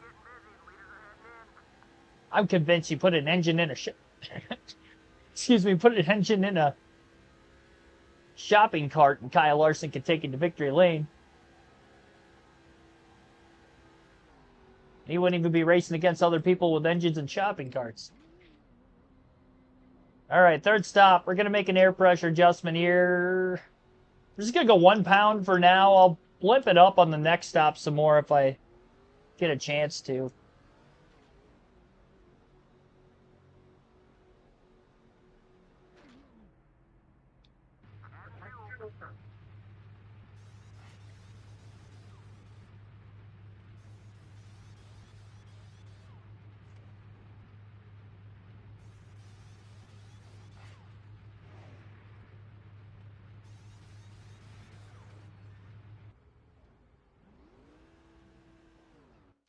We got to pause it again. I'm going to have to step out of the room here for a second. 93 he ran was decent. I mean, he wheeled the Jasper 77 car to a third at Darlington 1 year, so that was pretty impressive.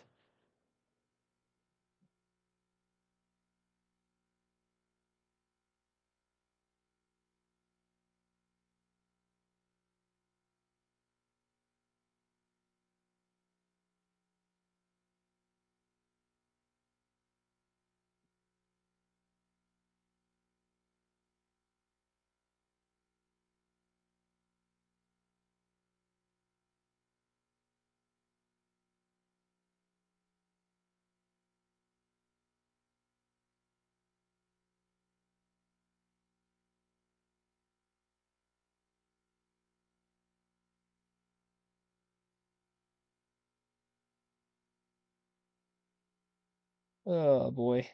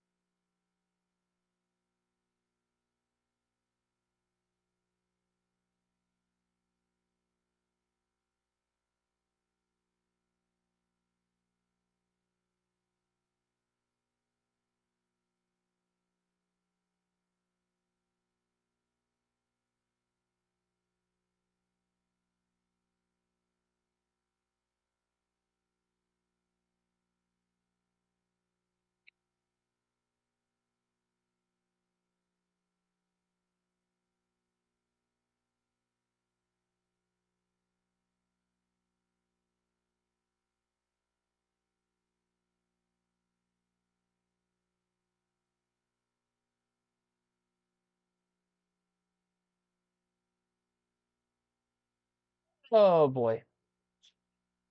Is my water empty? No. Oh, jeez. Oh, tripped over my seat.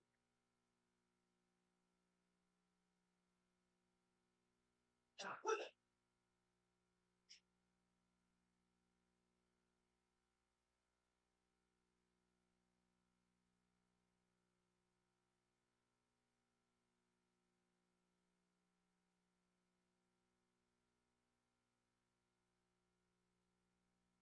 All right, we're good. We are good. I was having to do this during the stream quite a few times yesterday, too, where I just had to step away when the race audio was playing because I had to clear my throat. I said, it's still a little froggy feel. A little slippery getting up to speed here. Wow, we're actually still in the lead. Pit crew finally had a good pit stop for the first time today, and Casey Kane is out in front still here at Texas.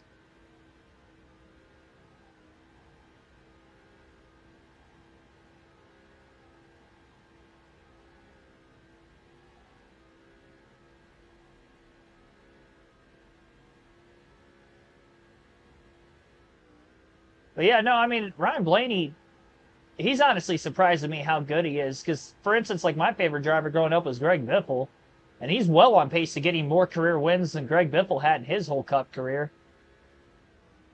But Biffle was a good driver, and he raced at Roush's prime. So granted, now Biffle did start at an older age, so he started winning races a little earlier than say a Blaney, just because he had more racing experience. His racecraft is already good when he got into NASCAR. It's why he won a truck title right off the rip, a Busch title right off the rip.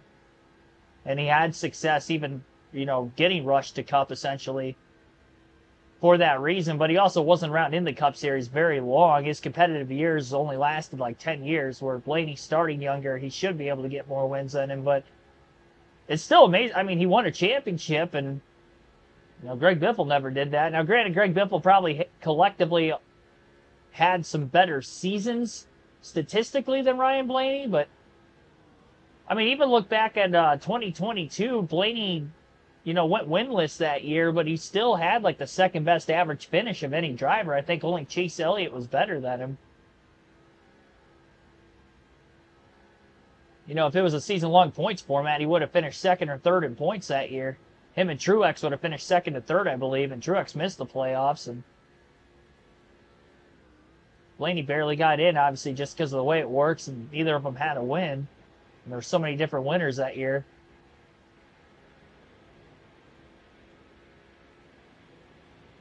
All right, well, now we got to get through lap traffic. And Dale Jarrett in the 44 right in front of us. And he's blocking, too. Go figure. Move out of the way, Dale. You're past your prime.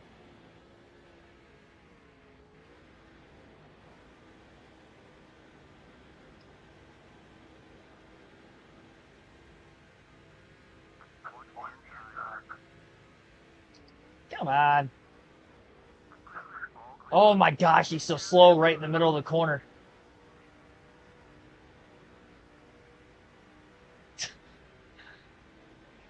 I've accidentally hit him from behind twice now.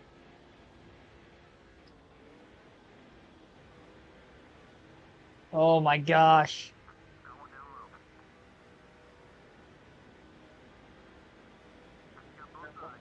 It's frustrating. I think I got him this time. There we go. My goodness.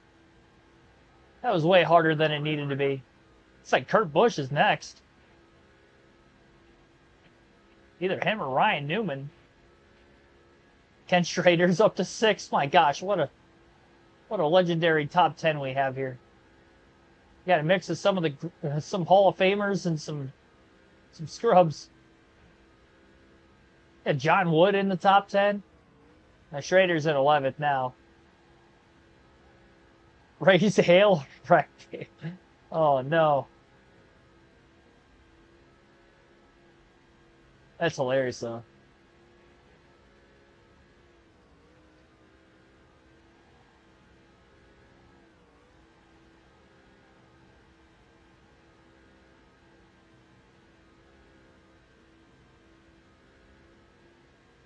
It is Ryan Newman. He's having a rough performance. He's actually been really good this season. I feel like Newman and Busch are always in contention for wins on our season so far.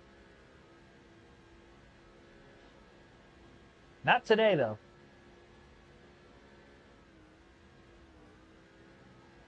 All right, so our next pit stop will be 232, I believe. Yeah, lap 232. That'll take us to 102 laps to go. And it'll be our second to last stop. Just got to keep hoping the pit crew can put up pit stops like they just did.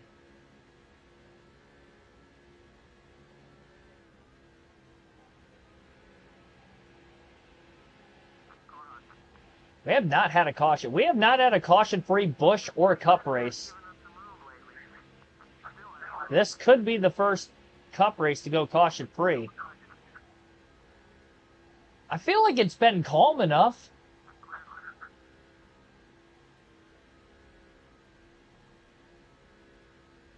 I'm convinced Jeff Gordon has cliffed. He's 25th now. I swear I just saw he was in 20th. But, yeah, I'm convinced he's cliffed on speed. He got up to 18th on a good pace, and then hasn't really been back up there since. Lost a couple spots. And Newman's battled for wins for a large portion of this season, so the fact that he's this far back in the field is surprising.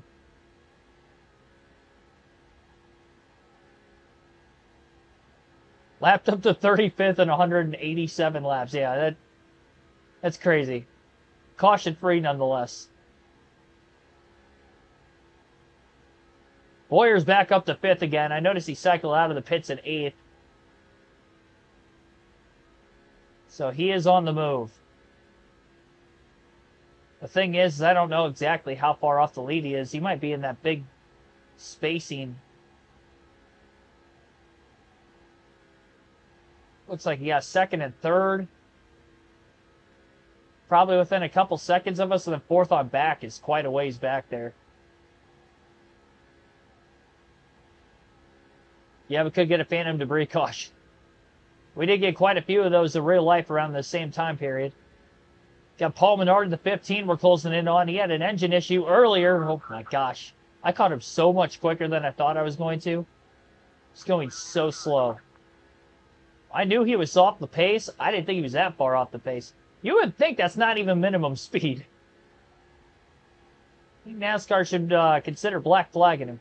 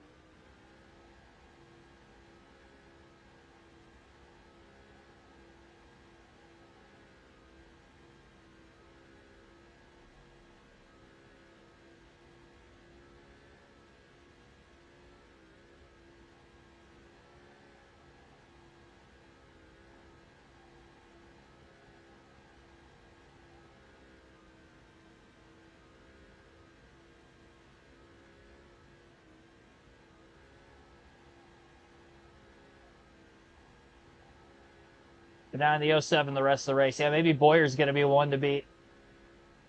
All it takes is one caution, and he's definitely in contention. I know he's up pretty high in the running order.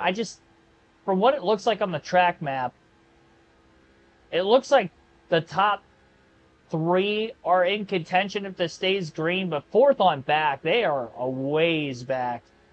They're going to have to gain some significant time.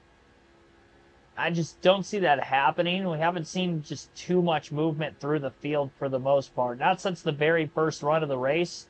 And then once we got through the first set of pit stops, everything's just been so spaced out. Even when we had a slow stop the second time, we only fell to 4th. Then Waltrip got around us after several laps for 5th, but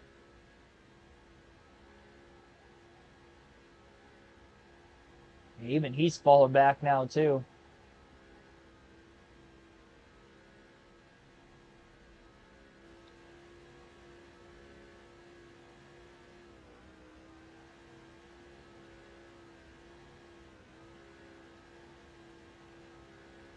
Joey was 20 miles per hour off the pace. Didn't black flag him. I don't think he was that far off the pace, was he? I mean, he had to have been meeting minimum speed. He probably just couldn't keep up with the draft. Lost the draft, and he was about to go a lap down. I mean, he was probably a few laps away from losing a second lap.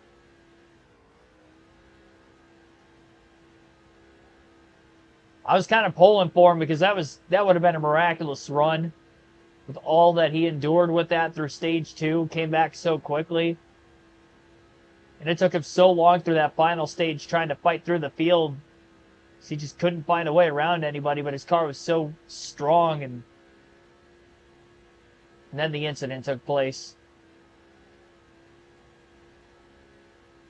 He's definitely one of the more fun drivers to watch through that 500 yesterday, I will say. But as far as that incident goes, I definitely think the blame is on both drivers.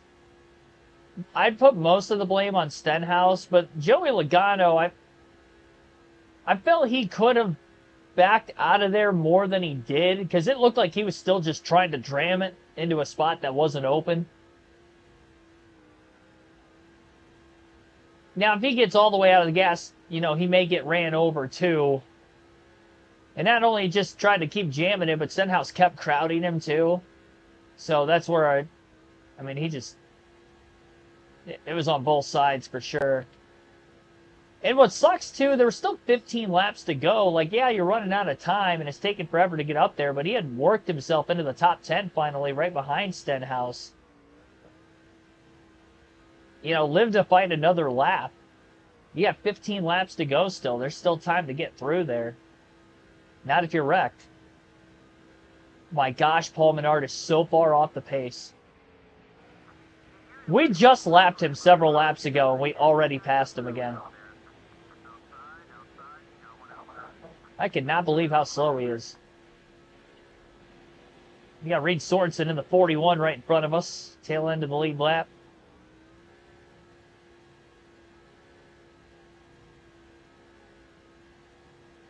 Yeah. Both Stenhouse blocked. Joey could have backed out more. Yeah, exactly. Yeah, it was a very late block. I always say, if you're going to make a block, it better be a clean one. And if not, it's on you. And that was definitely on him. But it felt like it was in slow motion. Because the initial block was in the middle of turn 2. And then he basically tried the entire first half of the back straightaway, trying to jam it in there still too. Like, he had so much time that could have been avoided.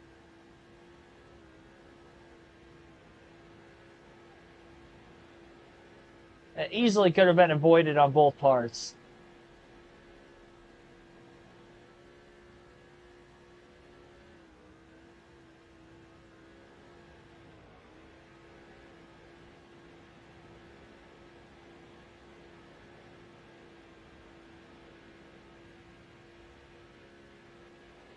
Robbie Gordon's still inside the top 10.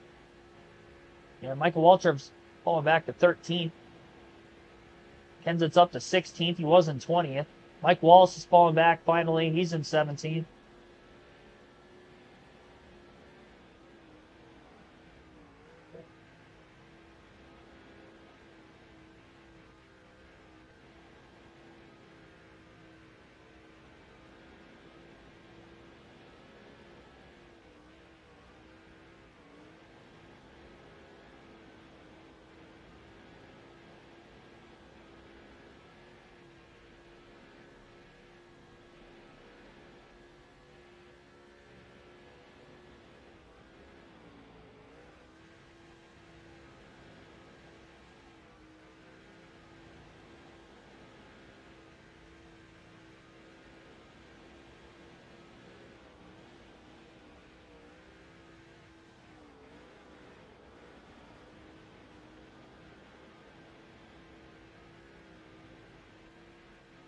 Reed Sorensen's blocking the heck out of me right now, too.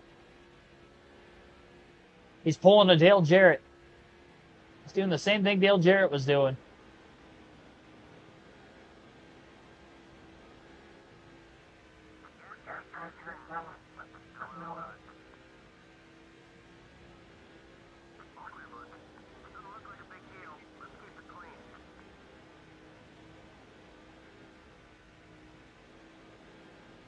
Come on, man.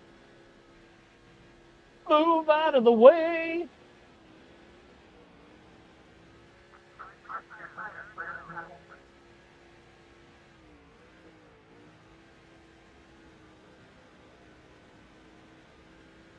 Yeah, this is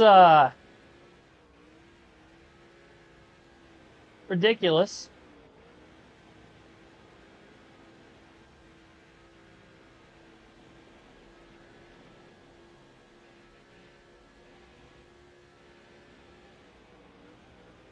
Losing time. I mean, not losing as much as I would have thought I would have been losing, but I'm definitely losing time. There we go. Should get him in turn 3 here. Nope. He has to just drive it in deep. Am I on his outside? Yeah, I'm on his outside. Oh, that was so sketchy up there.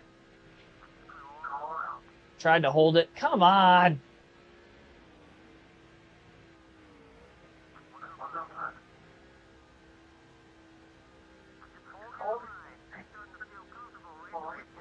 Yeah, I can tell. It's feeling a little too comfortable, actually. Crew chief saying he's comfortable racing around me. You don't say. Feeling way too comfortable.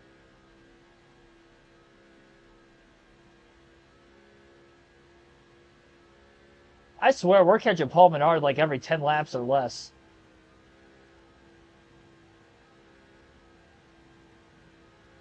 It's lap 208. I'm going to configure when we're going to catch him next time.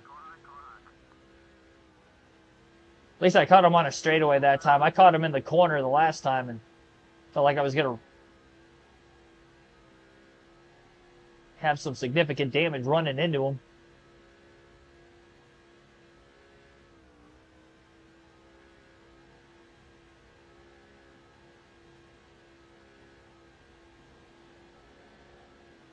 I think Sorensen just got me arrow loose that time. He was packed on my rear spoiler.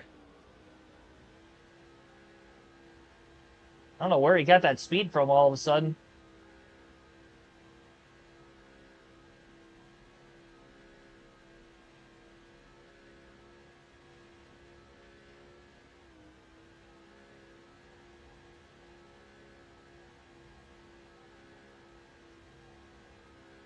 So again, 2 more sets of tires left at this point in the race.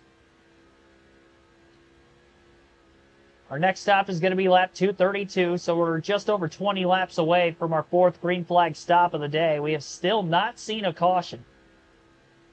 Caution free here at the Texas Motor Speedway. More than halfway through the event.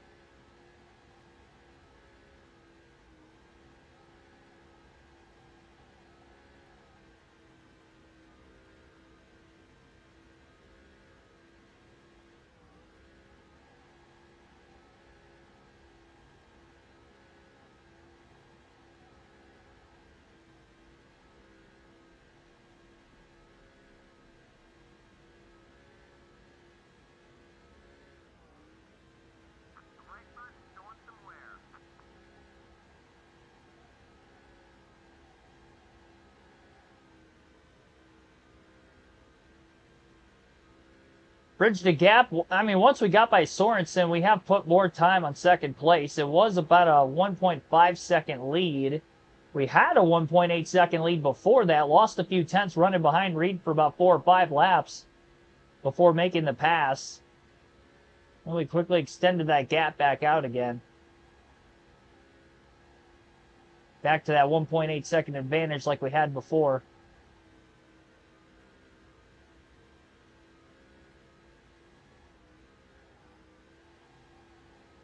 Sadler fell way off. 31st last time around. Yeah, that's not good. Paul Menard should be able to make up enough laps to get by Tony Stewart in the running order. And anybody else who DNFs in the next 30 to 40 laps. Assuming he stays into the end. Although he might lose quite a few more laps at the pace he's running. Probably going to lose another 12 more laps. At least.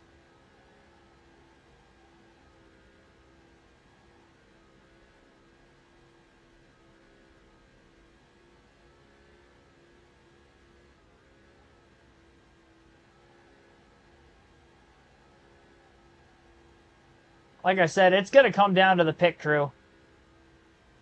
It's going to depend on where we're going to cycle these next 2 pit stops. And at least if we lose the lead the next one, we have a lot of time to get it back. But it took me 98 laps to get back to the lead when I lost it after the first set of green flag stops. And it took until right before the 3rd set that we got the lead back. And then luckily we were able to hold on to it. More tire sets. I got 2 left. We can fit for 4 tires 2 more times, and we know it's a 2-stop race.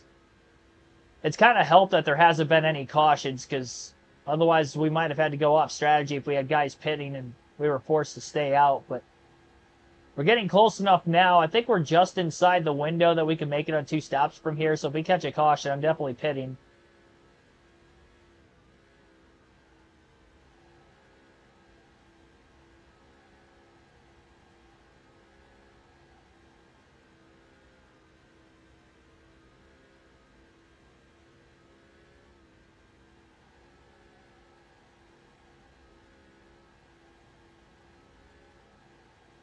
So it's going to be lap 218, and we're going to catch Paul Menard this next lap. He's holding up a few more cars.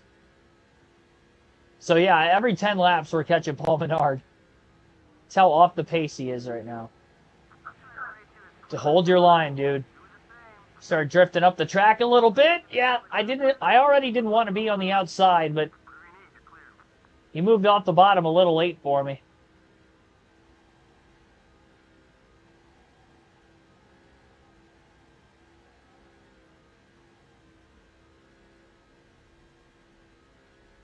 I just realized Dave Blaney's a lap down. I don't remember lapping him. And Menard already passed Stewart. 39th. So we got 4 cars out of the race, and Paul Menard's many, many laps down.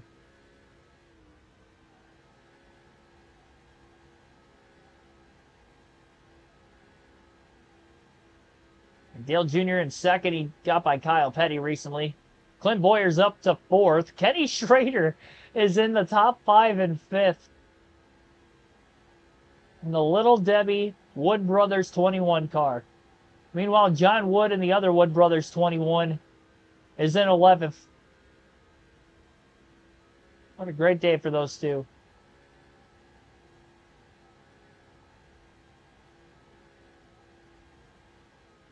Kenny Schrader's racing that 21 car like it's his Hendrick car from the 90s again.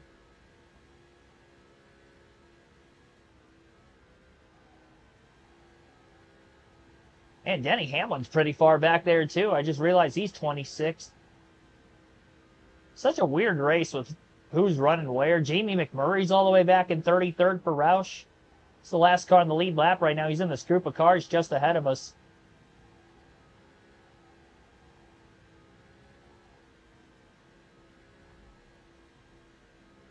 Got 10 more laps until we pit.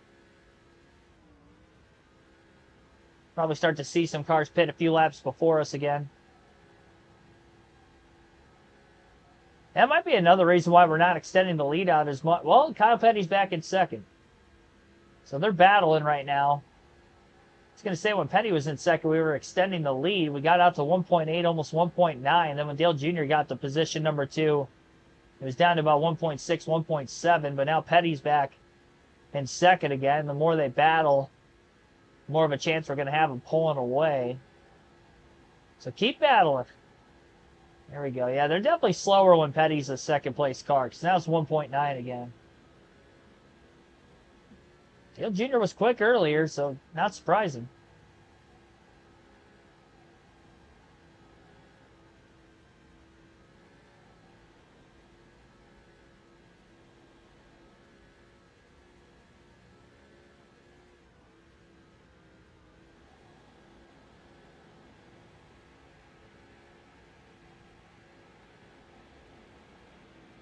Teammate Elliott Sadler's going to be close to going a lap down, too. A little free getting into the corner that time. Outside of Jamie Mack. Yeah, a little too free on that high side. Couldn't get a run needed to try to make that pass and put him a lap down.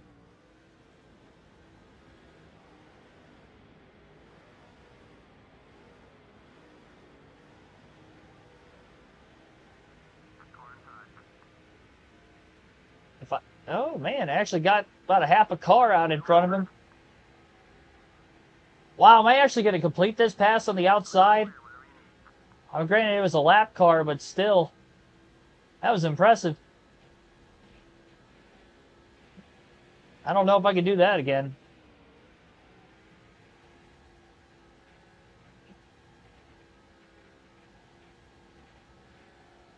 Whoa! Yeah, I might give it back up.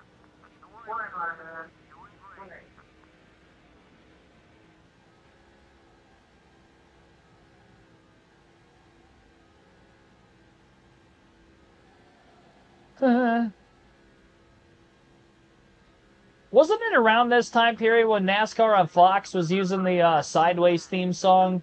It's like their entry into the broadcast.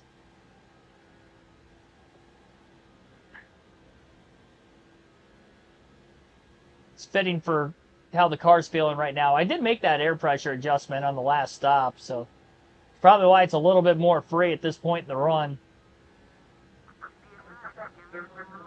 You catch Paul Menard on the front stretch, getting into turn one. Oh, that was a terrible time to do that. Wow.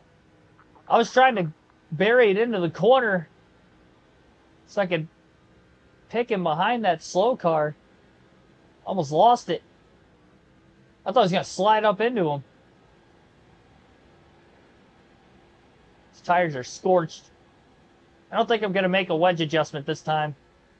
I think I'm going to leave it where it is. And if it's this bad again, I might go back to the way it was earlier because we ran our fastest lap time on the other setup we had. But I could definitely turn the car better. So that kind of goes hand in hand.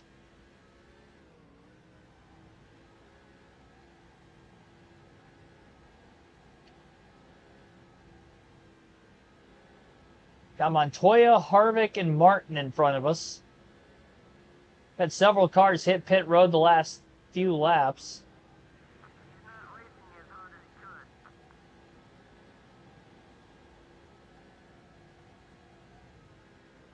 I even held a lower line that time and I still got sideways.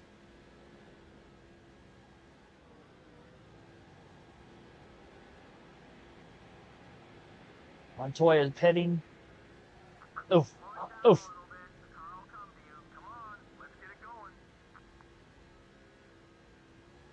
See how much ground I lost on the front stretch because I got into the wall. Those guys pulled so far ahead of us. Oh, that right rear's in the red now.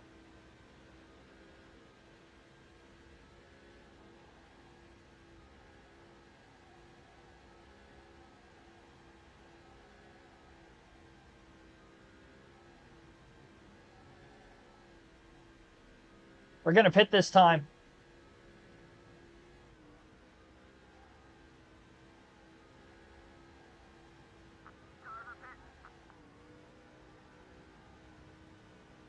I really backed it down through 1 and 2. I didn't want it to slide out on me again. Oh, whoa, whoa, whoa! What was that for? I gotta get down to the pits? What a fucking crock of shit. Who hit me? Was that Reed Sorensen? Oh, this thing's destroyed. The hell was that for? He was holding me up earlier. I wasn't even slowing down to pit yet.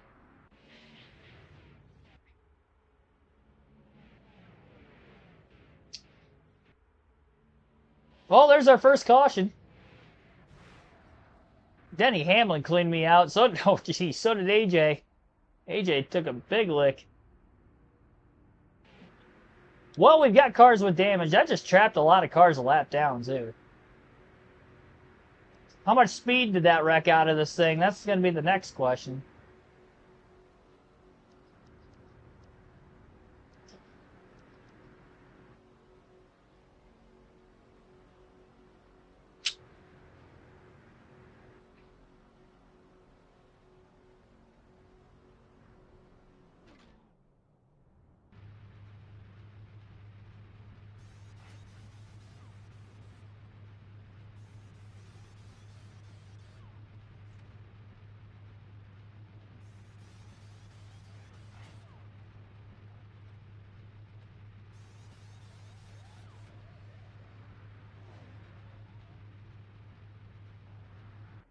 Yeah, it's going to be a lengthy stop for repairs. I was expecting that already.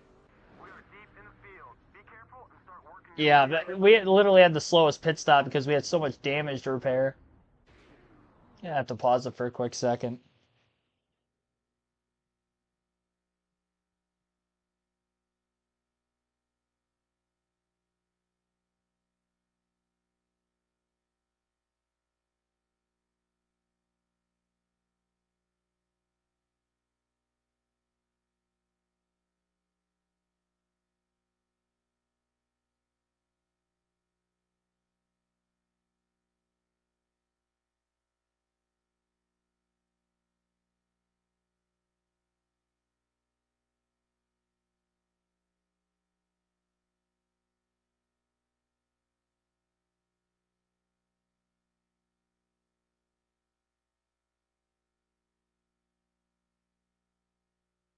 Oh, boy. Yeah, we've got our work cut out for us now. Reed Sorensen is... Oh, Sorensen's leading now? Oh, my gosh. So he was probably on the lead lap. Well, no, I lapped him. How? I don't know how he got back in the lead. We'll have to wait and see how this is actually going to cycle out when we get back racing again.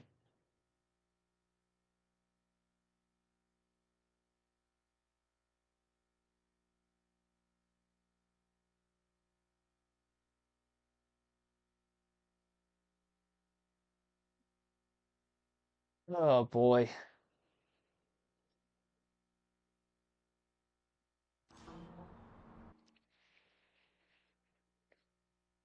says I'm in second.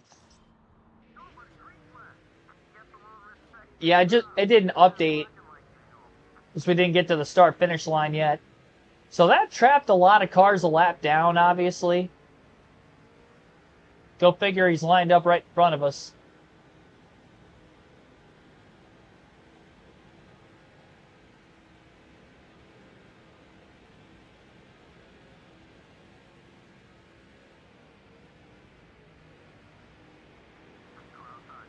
Oh, Paul Menard, I think, slowing everything up.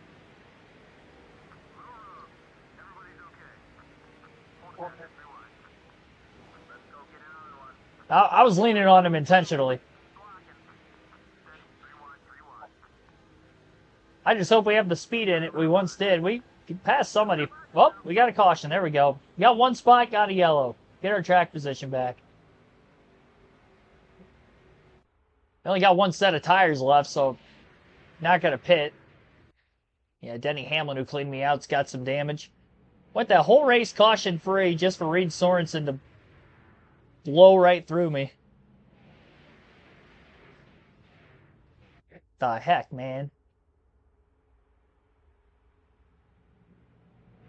He unlapped himself. Yeah, he wrecked me to unlap himself. So that was the position we gained then on the restart. Oh, boy. Well, I knew it was going to be tough. It's going to be even tougher now. David Rudiman's got some damage in front of us, too. Dale Jr.'s had a pretty quick car all race. Got a little less than 100 to go. Green flag back in the air. We're probably going to get more debris cautions.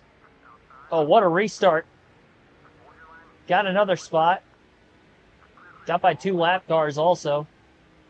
Might get a third on Dale Jarrett. Oh my goodness, Jimmy. Jimmy hit that hood and it just ricocheted in the air. And it was the other car that hit us pretty hard. AJ Allmendinger.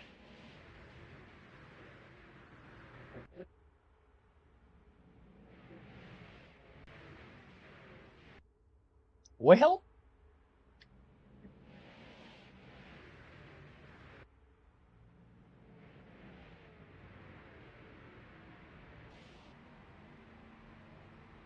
all right. Well, you know,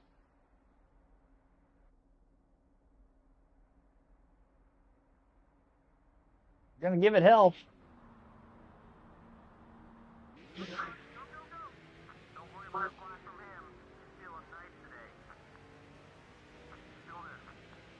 Got 90 to go. Save saving a little bit of gas with the caution, so our last pit stop's probably going to be extended out quite a bit. We don't really see guys pit as soon as the window opens in this game. We got another yellow, our fourth one. Probably somebody behind us that time. Might have been David Ruderman because we passed him, I think, already. Or somebody else. Denny Hamlin again.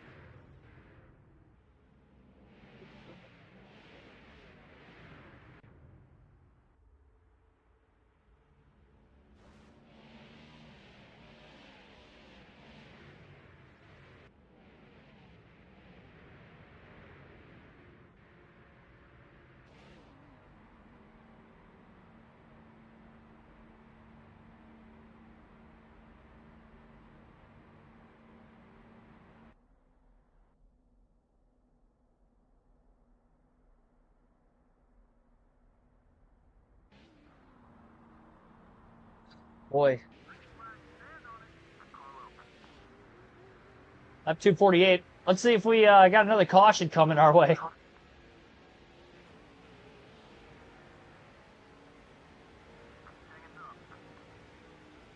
I'd not be shocked. I couldn't get down to the bottom as quickly that time.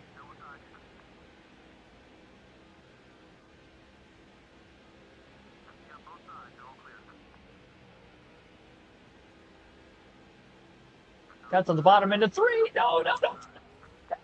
Nope. Nope. We're good. Go figure. Reed Sorensen's right there again.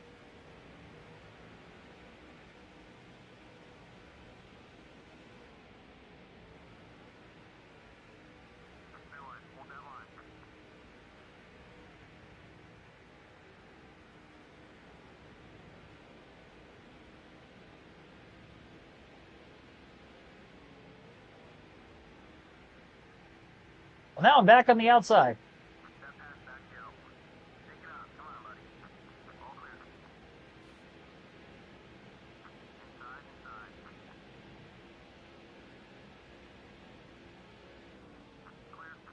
David Ruderman's about to lose his deck lid. Look at that thing. It's flapping.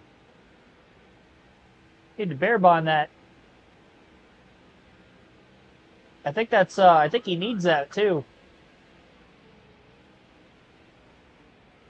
I mean, it is a jam session through here. We're right in the eye of the storm now.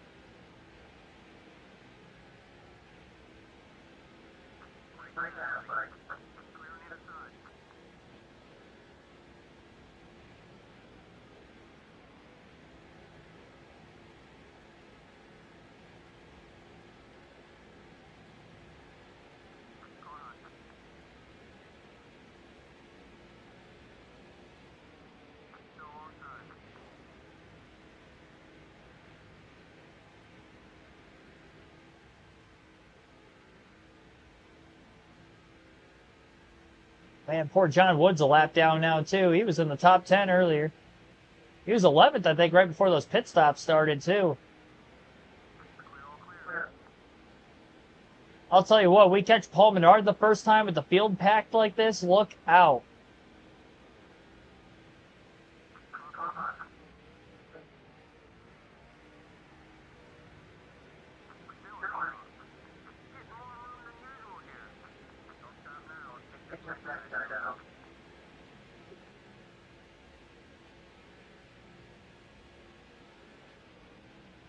I think the car still got decent speed, surprisingly.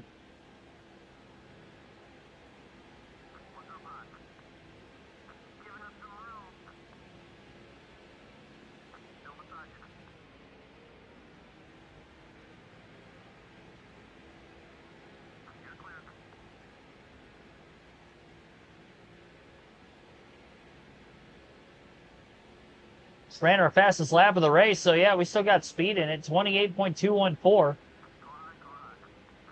I'm surprised we do.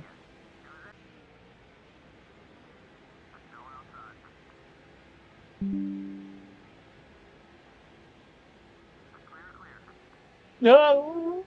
Kept it off the wall. See, that's the thing.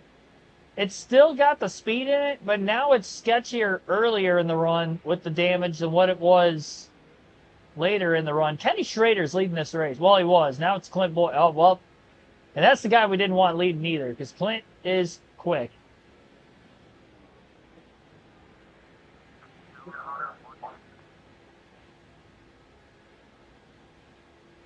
Now David Gilliland's leading. Bobby Labonte's got a quick car we know of also. Just ran my fastest lap again. 28.150. We might. I mean, we got to pick up a tenth and a half, but we might get down into the 27s.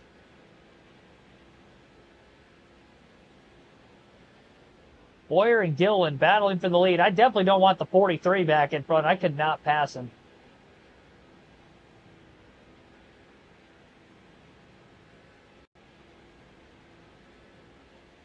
There it is, 27.925. What a... Oh, we're catching the 15. This is going to get nuts. Don't... Oh, I gave up too much bottom. I slid up the track.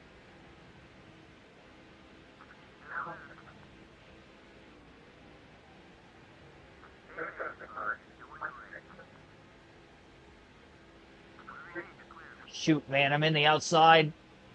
Oh, I just ran right through David Gilliland. I did not want to slow down. I'm sorry, David. Man, he was leading just a couple laps ago. Now he's going to fall way back.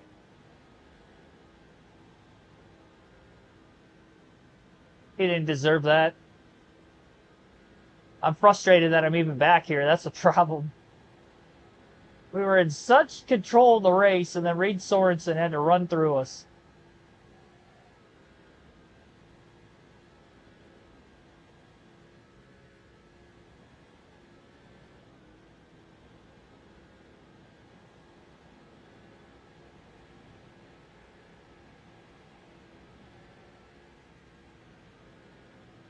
I mean, pretty much the entire top four, they're going to be really quick.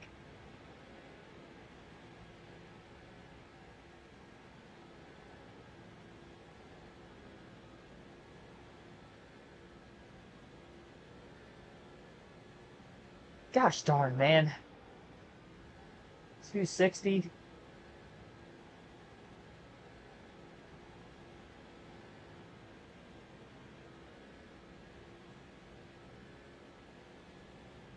Four cautions so far today in Texas.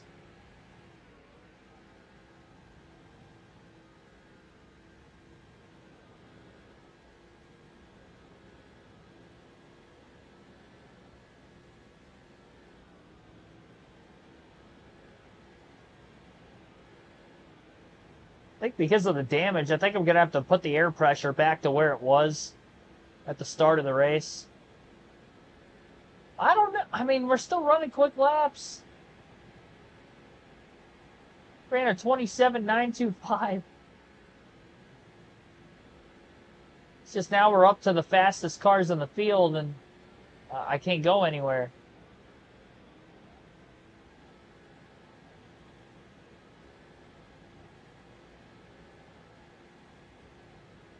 Yeah, I mean, we haven't even hit halfway out of gas yet.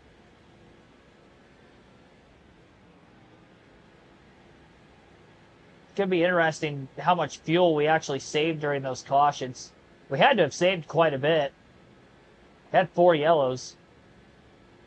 It's tied my fastest lap of the race. I literally can't go any quicker. At least I don't think.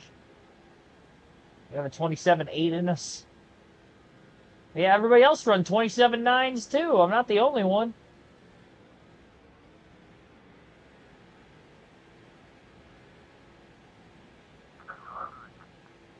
Let me get underneath Schrader.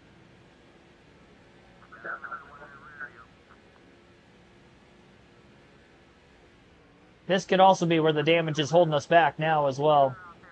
Up to fifth, Jimmy Johnson back to the lead in Texas.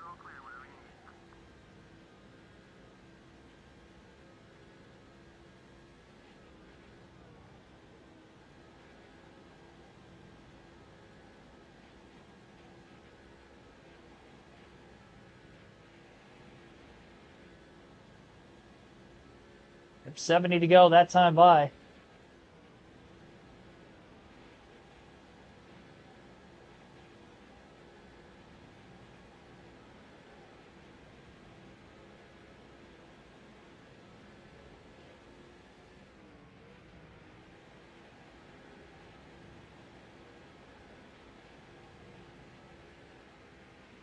Oh, whoa, man. Oh, he overcorrected. He hit the wall, didn't he? I think he hit the wall and Schrader hit him.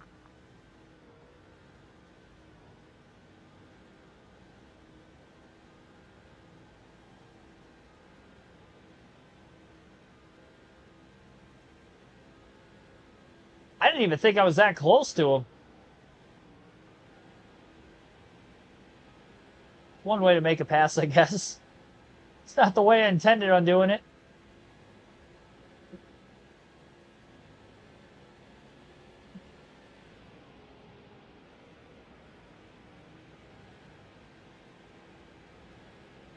Bonnie got stuck behind Menard. He lost second. He's about to lose another spot to Casey Kane. Well, maybe not. He's got shot out of a cannon off of turn 2.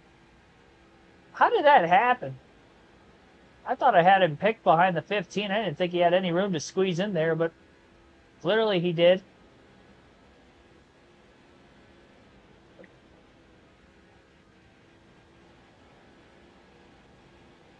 Waiting for the final time with 40 to go. Well, I'm still not halfway out of gas, so I'd probably take it easily under 40 to go now. Probably take it under 35 to go with where we're at.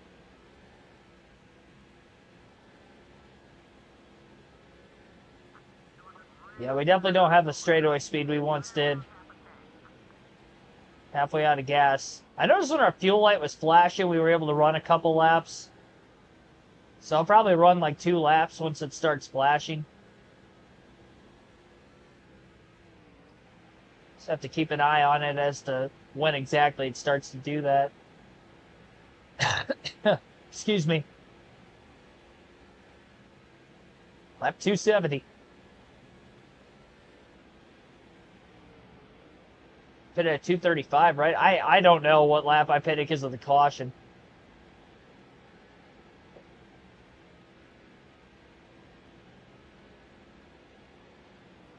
I think that's when we restarted.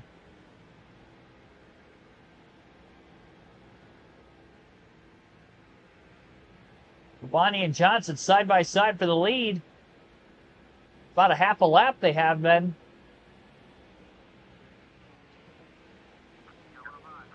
Well, Bonnie slides clear, but he might lose the lead to Boyer now. Kane to the inside of Johnson.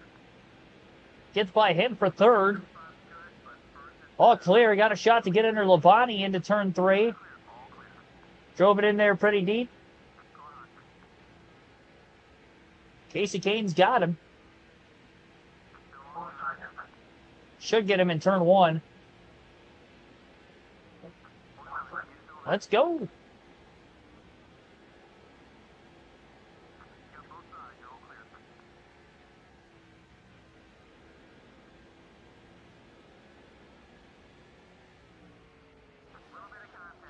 Sorry, Clint.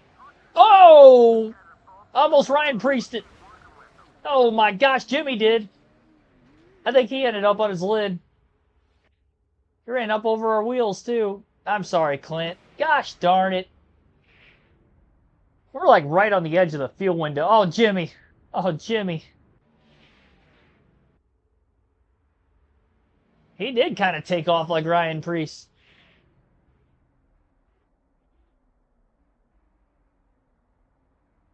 Slower speed.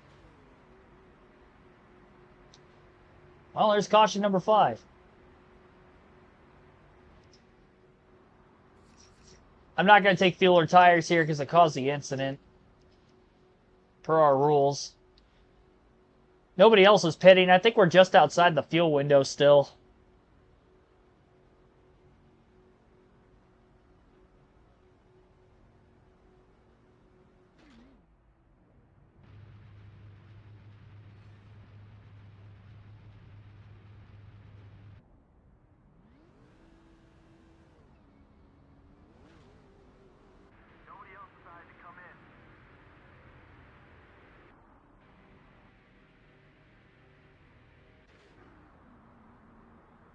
All right, well, now we're 17th.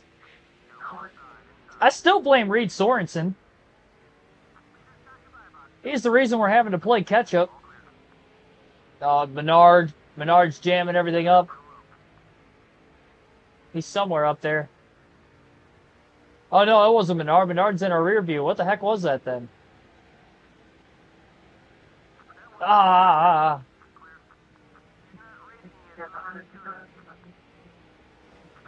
Sorry, Jeff. My car's all over the place.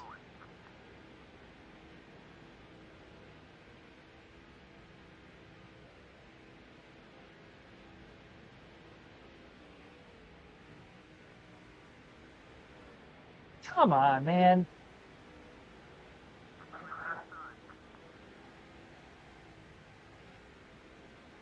This thing is so squirrely.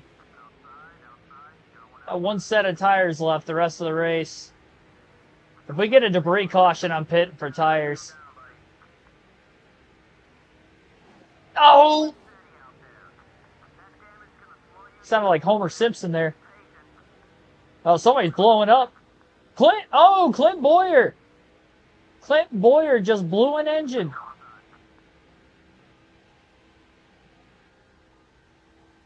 This got passed by like 2 cars on the outside.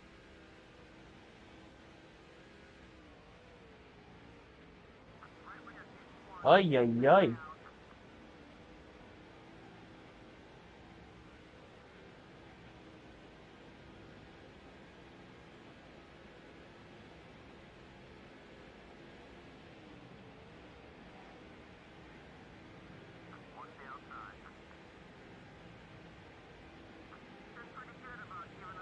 Bobby Labonte's out in front now. Boyer, who is a race-winning contending car, out of the race late with an engine failure. He was leading at one point not that long ago. A couple restarts ago.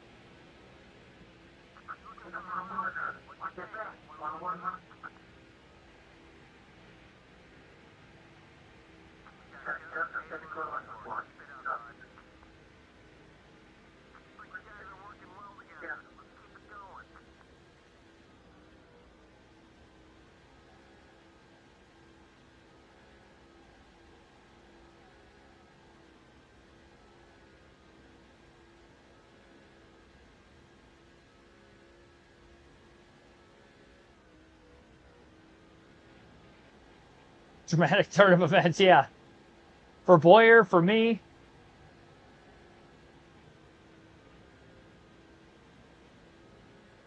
The 3.1 seconds separating us and race leader Bobby Labonte. Man, we were doing so good for so long, too. Now our top 10 streak could be in jeopardy. Riding in 14th.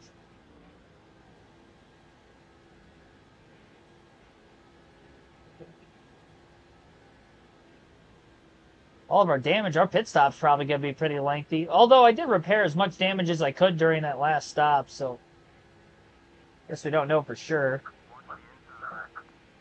I definitely don't have the speed I once did.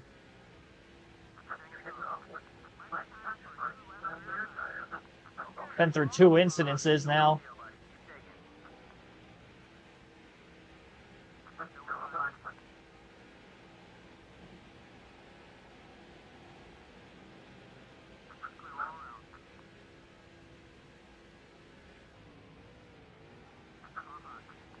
Yeah, we're definitely in the field window to make it to the end now.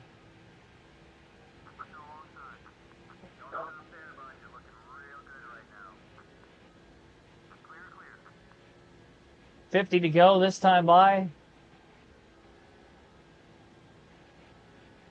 Been able to go 58 laps on a full tank.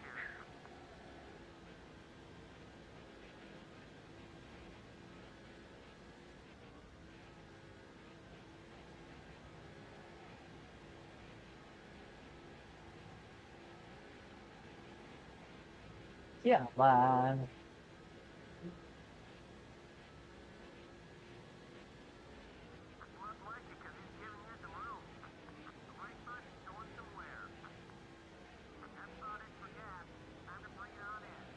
I'm about to bring it in right now, honestly. Oh, this would be a good time to do it. Paul Menard slowing the pack down. Yeah, I'm definitely pitting. Yeah, Menard started slowing the pack down. I wasn't going to deal with that. There was so much traffic in front of us. Top off. 4 tires. Some Sunoco race fuel. We're going to take this baby to the finish.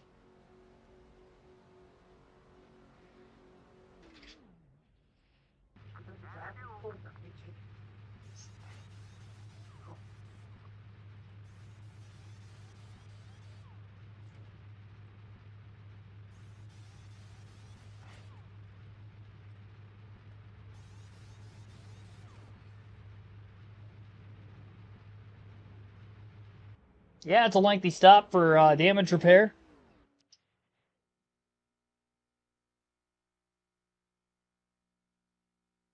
Oh, boy.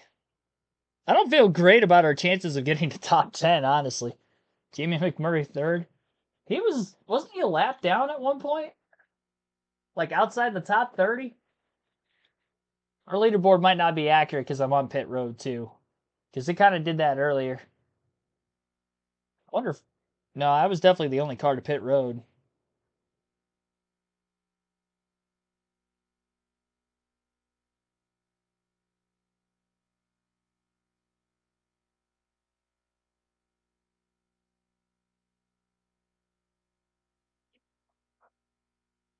Alrighty.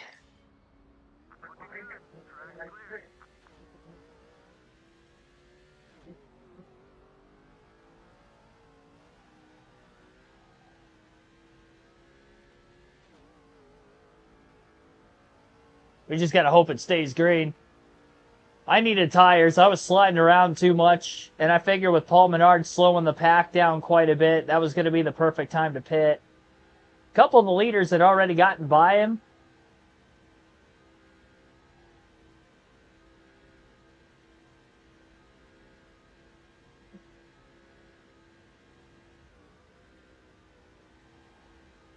Here we go. In less than 50 laps. So now we've got clean air and fresh tires. Yeah, Jamie McMurray's in second. What a comeback. I don't know how he did that, but he did it. Sorensen's in eighth. He doesn't believe... He started this mess. It was such a smooth, caution-free race for so long until he dumped us. Now we've had 5 yellows, and this race really turned up on its side quickly. Only 16 cars on the lead lap. It'd be 17 once everybody else cycles through their stops because we'll get our lap back. Truex out as well. Yeah, he's been out for a while. I don't think I mentioned that on the stream yet. But I did notice him out of the race for quite some time.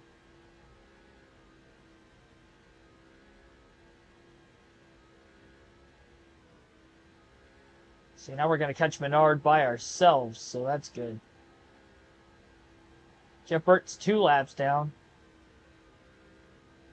I don't think there's enough laps that Menard's going to catch Boyer in the running order.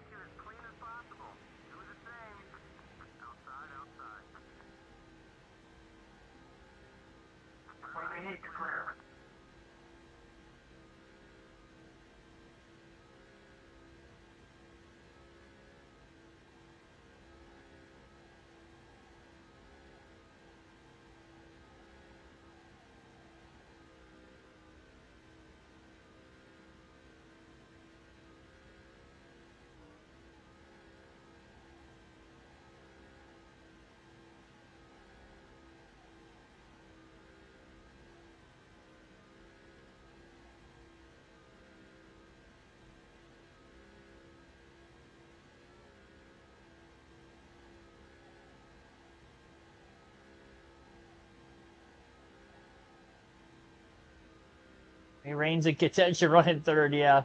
There was another race on the season where Tony Raines was in contention for the win. I can't remember which one it was. But he was up in the top 5 late. Might have been California, because there were a lot of underdogs in that race, too, that were up towards the front of the pack. Yeah, because we're a lap down, it's really hard for me to tell if we're actually picking up a lot of time or not on Bobby Labonte. Labonte's had such a good car this whole race. The way the cautions laid out for him and Clint Boyer blowing a motor, who would have been probably his biggest competition, I don't see... Well, excuse me. I don't see Bobby Labonte losing this race, honestly. I'd be shocked. I mean, we still have one more pit stop left for everybody else. Got a couple cars actually on pit road right now. One of them cycling off not that far in front of us. It's Casey Mears. I'm not sure where he was running. He might not even be on the lead lap.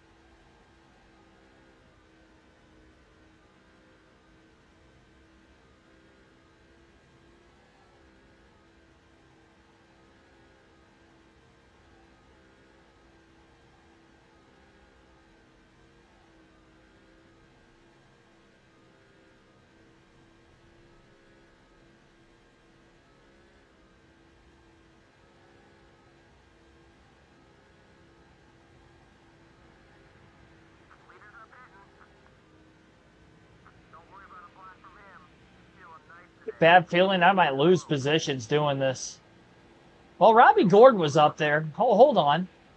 Let's wait for this to cycle all the way through first. 23rd right now. The only thing is, Robbie Gordon was in the top 10 earlier, but was he in the top 10 when the cautions flew out in the middle of green flag pit stops at one time? There's John Wood. I mean, he was up there too.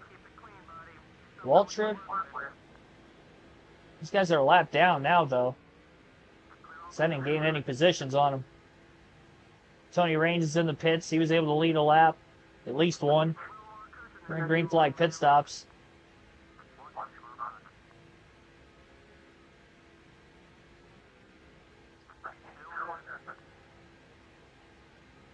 Yeah, Robbie Gordon is 4th position.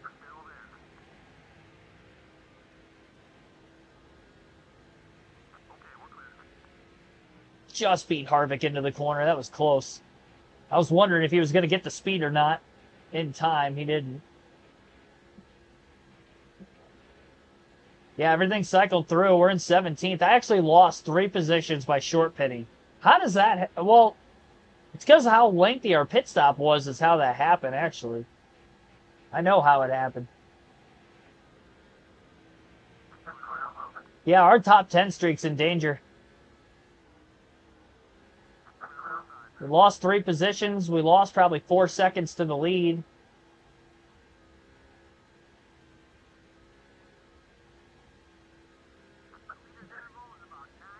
Maybe Paul Menard holds enough cars up like he is right now to the end of the race a couple more times and get back in the top 10 that way. Whoop. Oh, I tried to squeeze in there. Good grief. Sorry, everybody.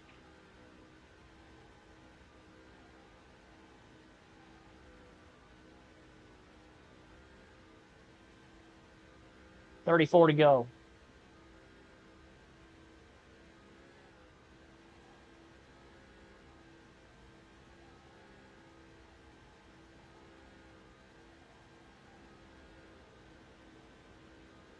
None of those passes were for position. They were all lap cars. All 3 of them. Well, 4 if you count Menard.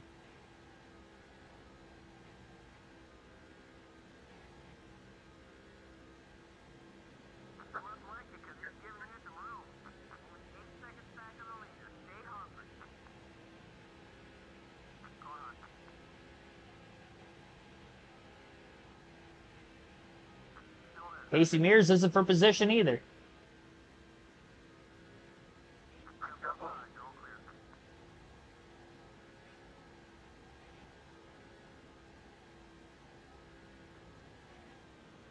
If Ryan Newman's on the lead lap, he really benefited because he was a lap down in 35th at one point when we were leading middle of the race.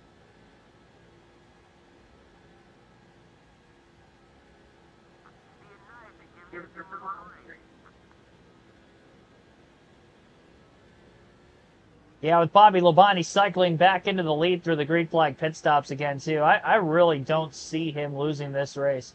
Unless Paul Menard holds him up a ton, which I guess isn't impossible that could happen.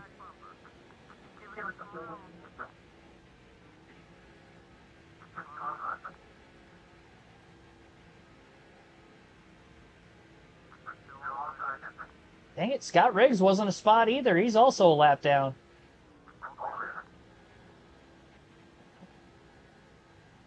Newman is on the lead lap, so at least I know that's going to be a position.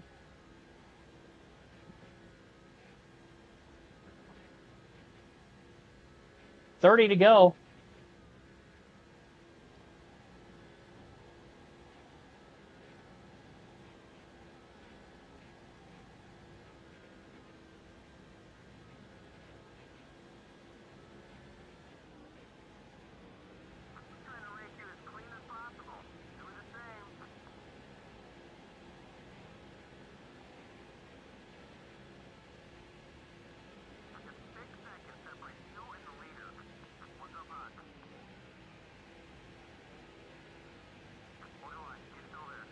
Dale Jarrett wasn't a spot. Neither is Jeff Green. My goodness, dude. Every pass I'm making, I'm like, oh, wait, am I? No, I'm not a lap down. Okay, I was going to say, I'm 5 seconds off the lead.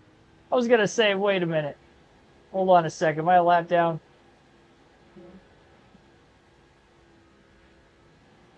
Less than 5 seconds off the lead. We were 8 seconds back when we first cycled out of the pits. We have a little less than 30 laps to go. Trying to keep the top 10 streak alive. We have not finished outside the top 10 through the first 6 races. This is race number 7 on the season. Our worst finish is 10th. I believe that was at Atlanta, if I remember correctly.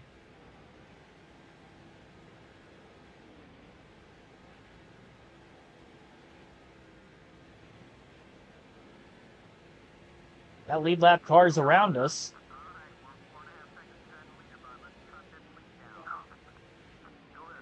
Dave Blaney's a spot.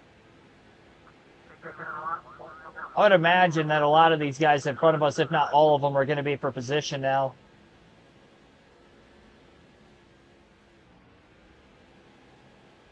I know Gordon's on the lead lap. You guys said Newman was. Oh my gosh. I couldn't tell if I just had so much more speed than he did or if they checked up. How did I keep that off the wall? Oh, yeah, they checked up. Menard's holding everybody up. Go figure. I was wondering how that happened. Oh, he's holding up a big line of cars.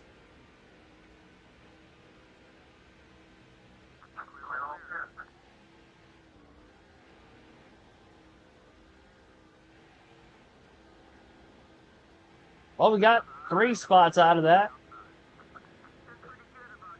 Up to 14th again. Probably catch him at least one more time. Probably 2. Probably catch him the last time right around 4 or 5 to go, if I had to guess.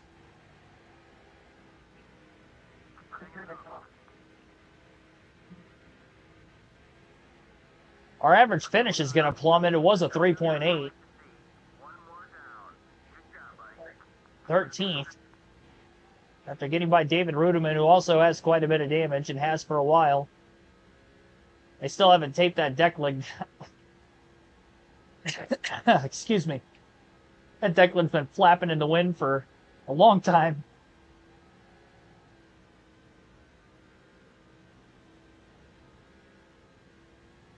Back to almost 5 seconds off the lead again. That big slide cost me. Because we were under 4 seconds off the lead, and I lost over a second to the leaders. Still made a couple passes the next straightaway because Menard was slowing everybody down so much.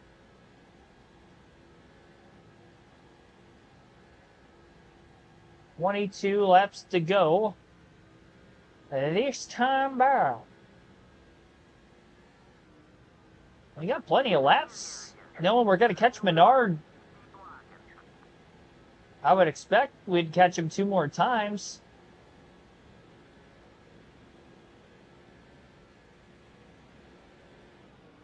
Give us an opportunity to make a few more passes. Just got to find a way to get through there cleanly, because the last 2 times I haven't. Drifting a little bit. Kept it off the wall, though. 4 seconds off the lead again. Starting to get tighter now that I'm getting closer to the back of these cars again.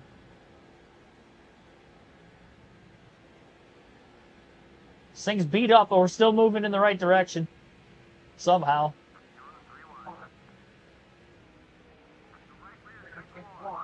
Three wide at Texas. With Hamlin and Montoya. Can we get them both? Still 3. Not a lot of room there. We got through, though.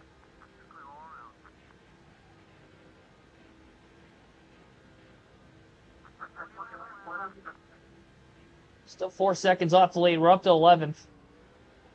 I thought I was 14th. Somebody blow a motor? Maybe the pass of Rudiman was for 13th then. Too much of a white line right in the middle of 1 and 2 there.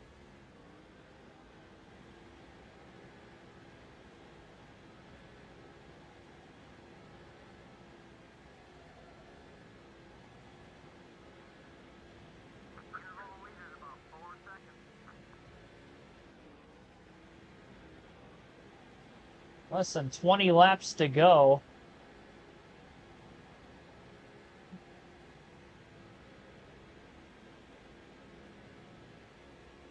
Over a 3-hour race. Newman slammed that door shut.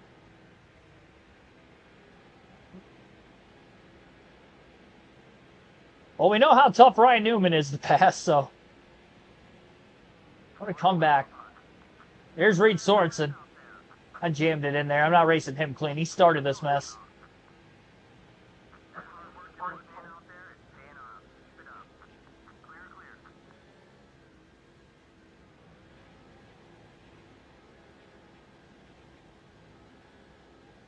Well, back into the top 10 again. I was starting to doubt myself if we were going to get there, and we actually got there in plenty of time, really. We still got about 15 laps left. 16 to go, actually, this time by, so. We might still get back in the top 5. We're definitely not going to get all the way up to the lead. Oh, Paul Menard's holding everyone up again. I don't know where to go. No! No! I almost gave up the bottom. I almost wrecked myself trying to get back down there.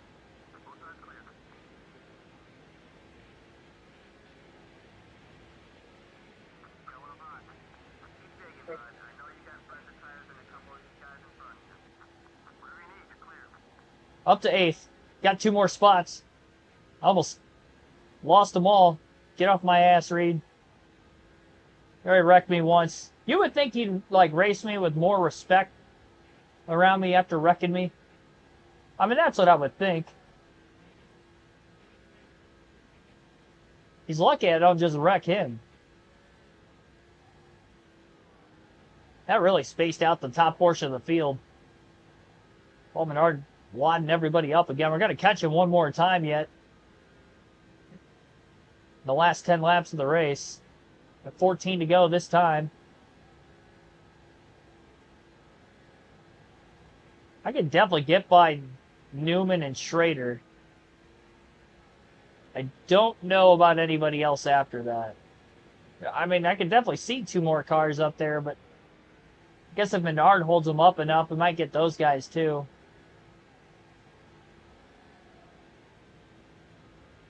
I don't know who's going to lead the most laps between Labonte and I. It's going to be close. I'm starting to lean towards Labonte because we only really led 2 times in the race. Just for a big chunk at a time. Qualified on the pole, obviously, as well. Less than 2.5 seconds back.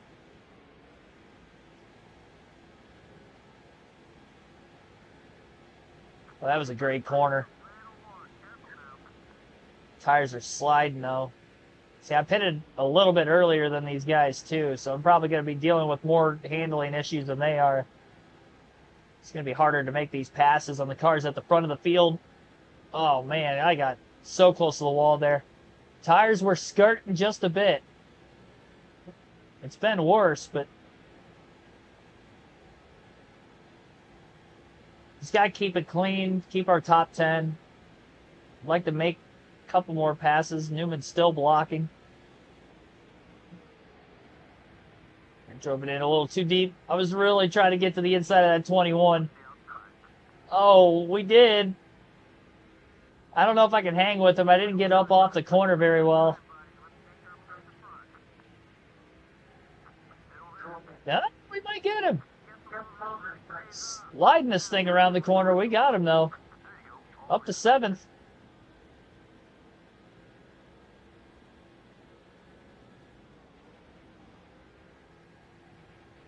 Tell you what.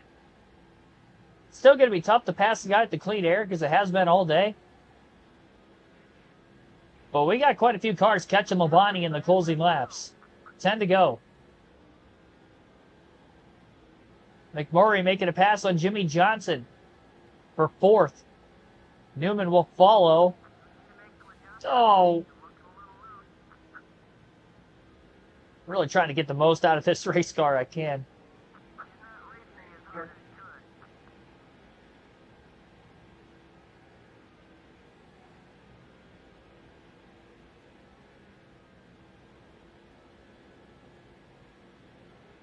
Labonte lost the lead.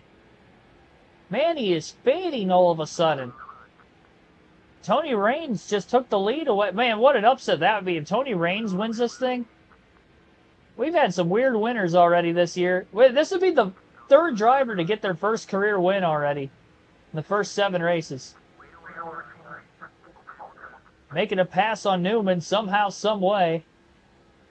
Casey Kane's up to 6th with about 8 laps to go. I feel like these laps are starting to really go by slowly the later we get. Labonte's back in the lead again. He caught a 2nd win. Dale Jr.'s up to 2nd. Raines hung out a fall to 3rd. My car is sliding everywhere. I'm still getting the most out of it I can. We're less than a 2nd off the lead.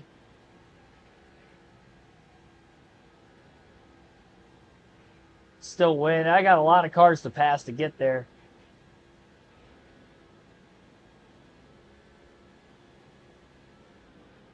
When will we catch Paul Menard one more time? I don't see Menard anywhere out in front of us. I was expecting to catch him one last time. Maybe he hit pit road. Well, Junior might give up 2nd. He gave up a lot of bottom getting into 3. Tony Raines underneath him. Another slide off turn 4 and against the wall as Casey loses some time.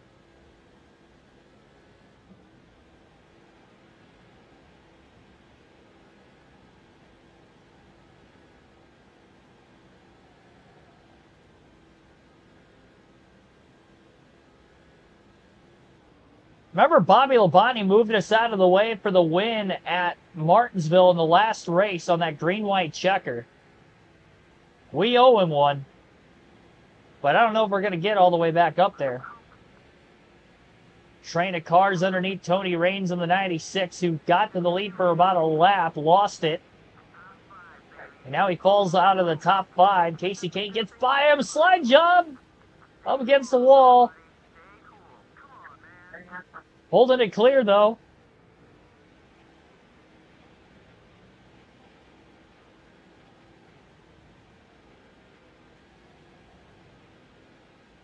There's no grip left in this thing. 4 to go.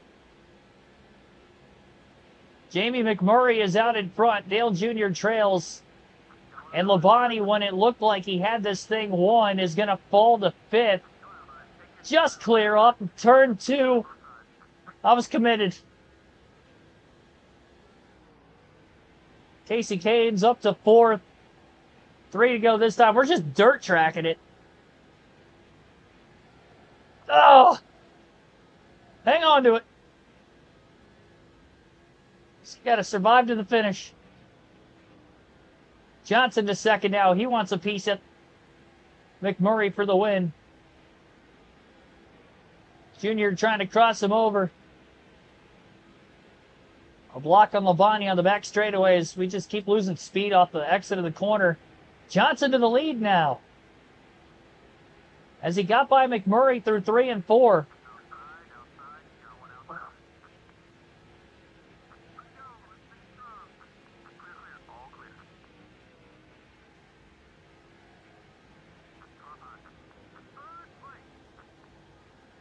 Up to third.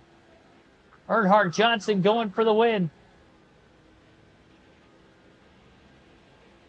Bonnie might sneak back underneath us. I was so sideways off turn 2. I was battling it all the way down the backstretch. Bonnie got us. It'll let him go. Let him clear. I'm just trying to survive. Oh my gosh. White flag, final lap.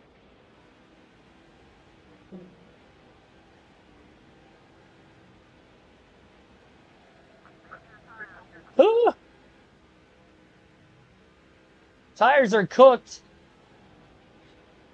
Jimmy Johnson's going to get his first win of the season as he'll hold on through 3 and 4. Casey Kane fights back into 4th, pounds the wall off the exit of the corner. Yeah, we're still going to hold on to 4th.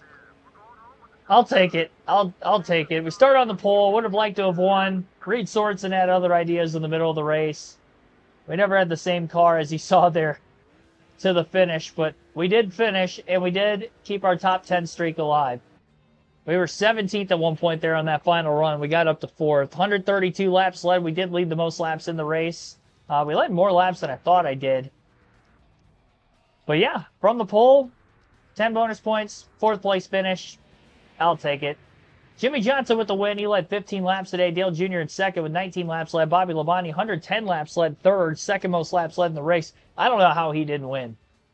It looked like he had back-to-back wins locked up in the bag, and I guess maybe that's karma for him moving us out of the way for the win at Martinsville. He sold his soul to win at Martinsville, and I mean, he had such a big lead there on that final run, and guys started running him down late. He finished his 3rd.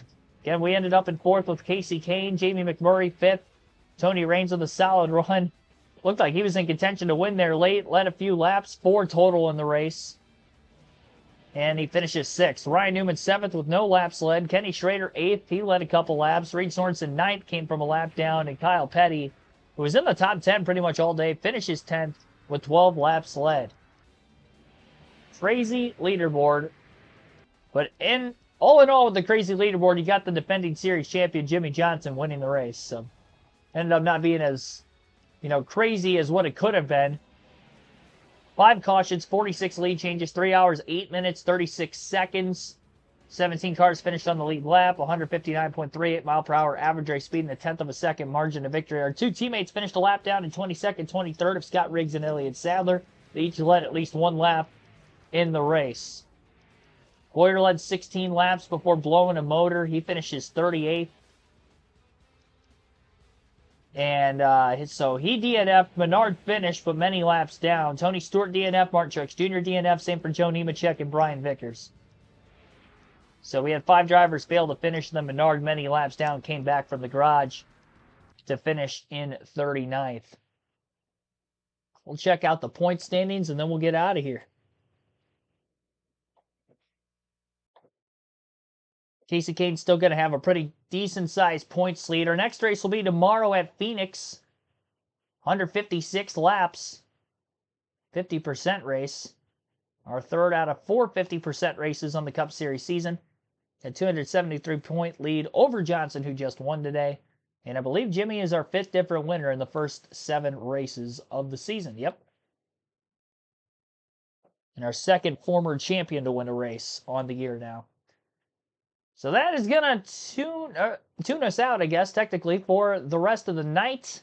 Thank you, everybody, for watching. Thanks again for everybody who tuned in all Speed Week long during our coverage of the Daytona 500 Speed Weeks. I know many of you tuned in for all of those streams, but even if you were only able to make it for certain ones, greatly appreciate it. We had a big showing this week, and that was awesome. It was a cool way to start the NASCAR season. Congratulations to William Byron, back-to-back Daytona 500 wins for him. And that is it for us tonight. Yep, we'll be back again tomorrow, 6 p.m. Eastern, for that Phoenix race on the Cup Series. Again, it's a 50% race, so we'll run that tomorrow. And, yep, came back to finish fourth. All in all, not a bad race. Started on the pole, led the most laps. You'd like to win, but we got in that incident there in the middle of the race, and took us a while to come back. And got back in the top 5 late, but that's all we had because, as you saw, my car was getting sideways there those last 5 to 10 laps or so. Appreciate it. Have a good night.